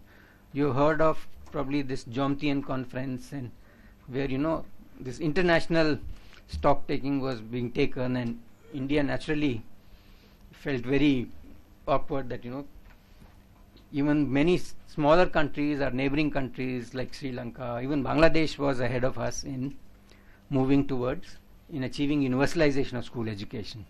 And India, we were saying no, the target is too big for us, and but yet the pressure was there, and that finally resulted in this. Generally people accepting that a law has to be made to ensure a law that will, whom will the law apply to? Will it apply to the government? Will it apply to the child's parents? Will it apply to the school? Will it apply to the teacher? Who is responsible for implementing the law? And if they don't implement the law, they will be answerable in the court. So that has been the spirit of discourse behind formulation of this act. As you can see, there was a lot of debate. Is only the government responsible, or the community also has to be responsible? So section 9 says something about that, but there's a previous section which talks about government's responsibility. There's a responsibility of teacher, responsibility of school, etc., etc. All that is there. No responsibility of the guardian. You have to look closely into that. You see, it's a very debated issue, that how can you decide whether the guardian, to what extent is responsible or not responsible, and whether the community should be able to answerable. Okay, so as you can see, there are a number of issues emerging from this, and I'm just saying all this to provoke those questions in your mind, so that you look at this document with a more critical perspective, and in a sense also I'm sure you are familiar with the ground level criticism and debates that are. For example, I mean, Bihar, I know, is at this time burning with the question, why should school and teachers be burdened with the responsibility of midday meal? And teachers union have said, we will not do this. Huh? So, are we with the teachers on this issue, or are we with the act, or is there some midway balance that needs to be arrived at? I mean, some people go to the extreme of saying, why midday meal in schools? Give it to the parents to. There are all these debates that are coming up. Whether corporal punishment should be allowed or not, whether no detention policy is valid or not. I'm sure you can identify number of such. Yes, yes. So I just took the example of Bihar because it's there in the media highlighted. But every state is facing these issues, right? So I would like to leave you with these provocations. That these are questions that I'm sure all of you are facing in your field situation, and the implications for your work and your institution is very important, particularly now because the implementation period, the 3-year period is over in 2013, and one possibility is, you see, SCRTs are the yes, they are the academic authority. So somebody will take SCRT to court whether they are fulfilling their responsibility of being academic authority or not, and SCRTs will have to defend. If diets are given district level academic authority monitoring responsibility, they'll have to be prepared, which means you will have to be prepared to face those questions and defend yourself. I hope that it doesn't become that you're all invited to the courts and to give your defense there. There is some safeguard for that in this act also. But yes, but you see, the very act of making this a law has now imposed new expectations and new responsibilities on all of us. And that's why the need to understand this document,